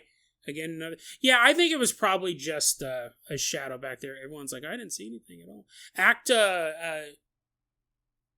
Swinging on by for the live stream. Almost forgot about the iconic Thanksgiving live stream. You know what I want to do? I really, really love our Dead Rabbit Radio movie nights. And I don't know if we can fit one. We're not going to be able to fit one in this month, but we'll definitely do one for December. I like doing the Dead Rabbit Radio movie nights and the Dead Rabbit Radio movie mornings. We're going to keep that up. I think we're going... I mean, I'll run this by you guys, because we got a pretty mixed group here. And I don't know why I decided to do it this way. But the Dead Rabbit Radio movie nights, I think, will just be for Patreon members. Yeah, because I always feel like they don't get enough. They don't give enough for all the support they give me. And I like doing that. But I think the Dead Rabbit Radio movie mornings, we may open up... This is what we did last time. It was open to everybody. Everybody could join the Dead Rabbit Radio movie morning. And I think it went really well. I think it's good to have a Patreon one. And then what? Because, I thought, because I go Saturday in the morning, it's kind of weird time to be watching horror movies. That's more for the international audience anyways. So I go, yeah, let's just open it up to everyone. And it actually went really well. It went really well. So I think we're going to do... I now keep looking over my shoulder. I think we're going to continue to do that. Yeah, I always want to give more stuff. I've toyed around with the idea of uncut episodes for the Patreon members, but usually the stuff that's cut, it's cut because it's not compelling. Every so often there's a part that I cut out that is really good. I just cut it for time, and I've thought about uploading that to the Patreon feed only. But I never do. It may be now that I have more time to work on stuff, that will change. But, yeah, give some more to the Patreon, but then also having that movie morning for everyone. I love watching short horror movies. And it's funny because I'm finding them all the time on YouTube, and I was like, I gotta save this one. I don't know if it's good or not, but I want to watch this, but I want to save it to watch it with you guys. I think that would be really awesome. So yeah, I think that this has been a really good Thanksgiving special, considering where we started off, me in a bathrobe, somehow mysteriously still dripping wet, to multiple outages, and we're still here. I think it went really good. Yeah, last time Brian says we grew so much. You learned about dating strategies. A little dating strategy. I think I'm mispronouncing strategies. Strategies. Anyways, dating tips. Some of them, right? Not all of them. Maybe it'll be an episode like that someday. No, I'm glad you guys came by. Brian, thank you so much. John, thank you so much. Yeah, we had a pretty crazy one. What else did we talk about? Oh, my bookmarks of the most disturbing true crime headlines possible. Just the headlines are bad. The articles are worse. So yeah, Dead by Dark. That's a great name for a podcast, actually. Or is it Dead After Dark? It might be Dead After Dark, but that is horrible. Why would you even put this in a headline? Anyways, yeah, I think it act top 10 epic crime headlines. You know what? Oh, so that's a good question. Bam Junior, thank you for swinging on by. Human Replica, see you at Seaside as well. Hey, I can't wait. My haunted underwear speech. I'm really looking forward to it. I want to do video. I really want to do video outside of the 1 minute long TikToks. That's actually not a bad idea. See, here's the question. Acta says top 10 epic crime headlines. That's not a terrible idea. When I do video, I want to do some paranormal stuff. But I'd also like to do some true crime stuff. What's really interesting, we might go a little bit long. I don't want to keep you guys. There's a huge, and I mean, it's really interesting to watch. In the paranormal community, AI art has completely taken over. I watched it at a convention or two ago. One of the leading UFO researchers would do these presentations, and he used AI art, and he would show me it, and I was like, because AI art is interesting, but I know that it impacts artists. And he goes, yeah, I'm having a lot of fun with this, and he's older, and it is a cool tool, and he's using it in his speeches. What he's talking about is so unusual. And that was I thought, it was just going to kind of be a one-off thing. Phantoms and Monsters has moved to almost all AI art. A lot of the paranormal channels are using AI art. Now even some of the true crime channels are using AI-generated video and voice. From start to finish. And it's so good. The only reason I knew that the voice was AI because it was mispronouncing words. And I know I mispronounce words, but when AI will mispronounce a word in a certain way, everything else about the voice sounded perfectly. And I was watching a video about a guy who was doing lock-picking slot machines in a casino. It took me maybe 5 or 10 minutes to figure out that it was AI-generated video, because maybe less than that. The lockpick he used wasn't actually physically possible. And in between him using the lockpick, it changed each time. And I go, wait a second. Even the video's AI. It's all AI. Because it couldn't replicate the same lockpicking mechanism each time. So if I did paranormal stuff on YouTube, I don't want to use AI images. It could just be a video of me talking about the paranormal, which, it's kind of just like the podcast. But I kind of want to do something different with video. I just don't want to have this. I want to learn to edit. I used to do editing and stuff like that. I want to edit and use graphics and stuff like that. The epic true crime headlines, I might not call it that, but The True Crime Headlines has headlines and photos and all that stuff. Yeah, I can give proper credit to the photos. Or maybe just drawing. Right? Maybe I draw a picture of the guy. But, yeah, the true crime lends itself more, even if it's stock footage of police cars or stock footage of a empty house, all the lights are off and stuff like that. It kind of lends itself more to YouTube stuff than paranormal, unless you're going AI, because they're all going AI. Yeah, Rudy goes, they don't like AI videos. Why should I bother watching a video you couldn't be bothered to make? After I really, because it probably took me, I wouldn't say 10 minutes, but it took me a while to realize the video was fake. I thought, they just use an AI voice because it mispronounced instead as instead or whatever. And it did a couple of those. I stopped watching the video. I go, yeah, if this guy's not, it's an interesting story, but it's just, nobody made it. It's all prompts. I think that'll change. I think eventually we will become the QAnons. We'll become the weirdos who don't accept it because it's traveling so fast, especially in the world of paranormal. John says Project Bluebeam for the modern man. Definitely. John Smith said, have you seen the latest round of AI cryptid videos? I've seen a little bit. I don't know. I've seen creepy AI videos, and it will become a point where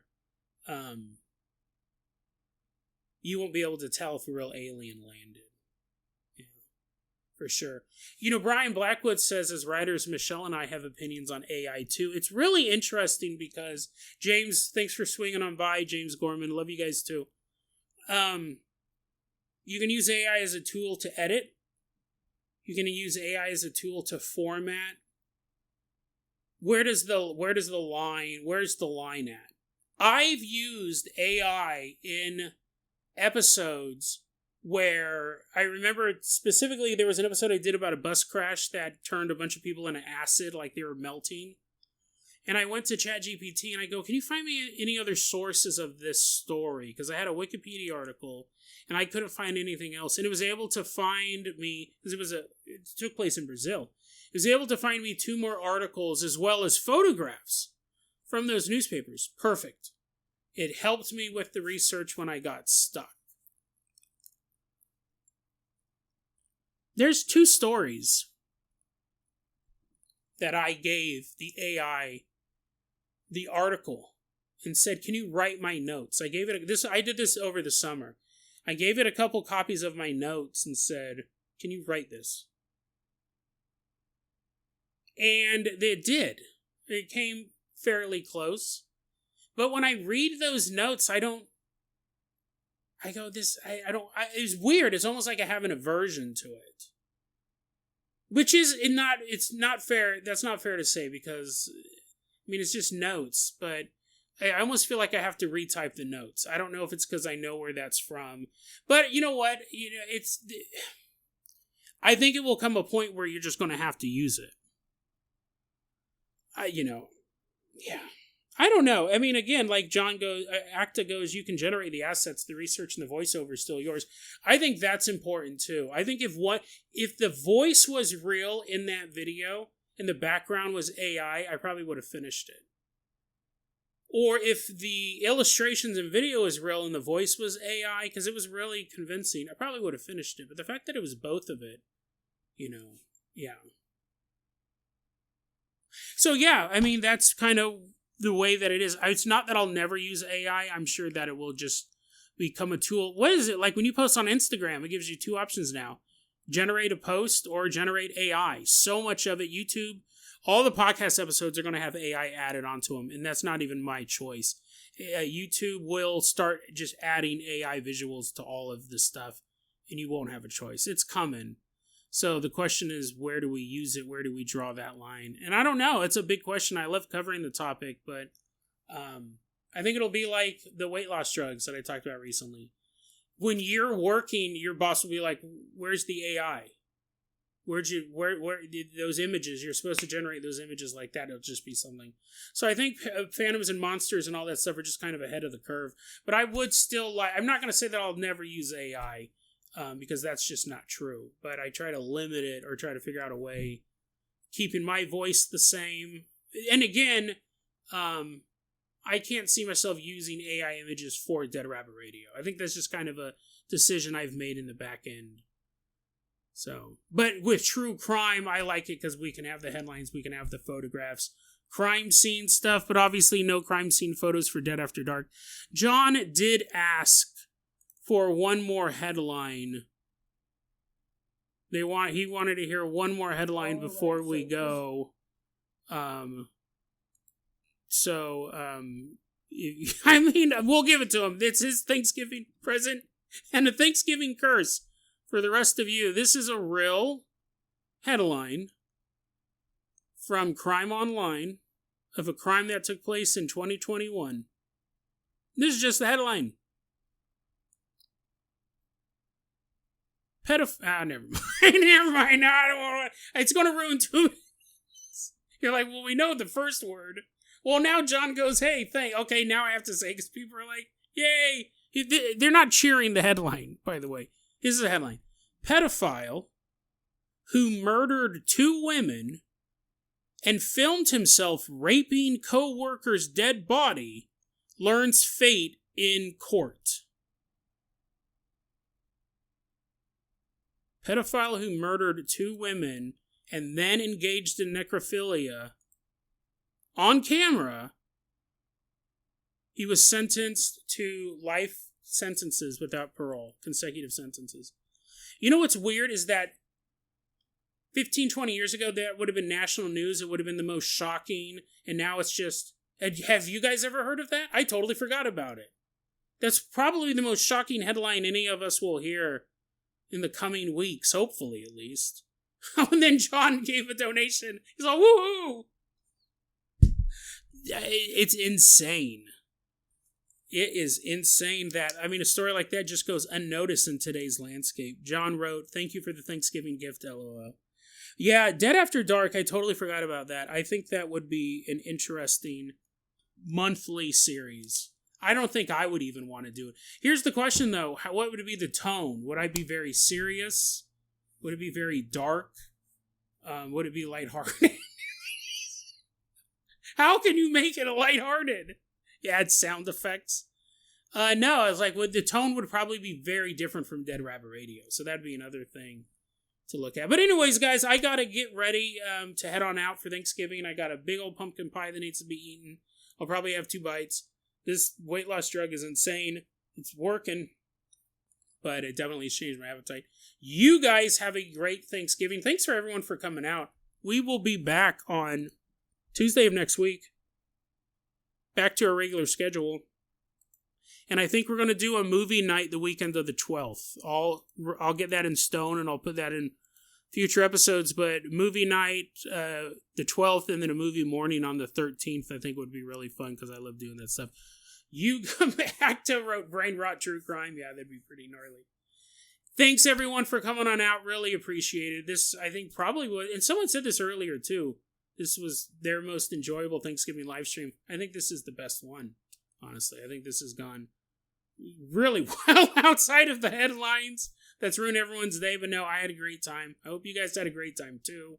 I love you guys. I will see you next week. Thanks for sticking with the podcast, and thanks for sticking with me. The Fluffle lives on forever. You guys have a good one, and I'll see you next episode next week.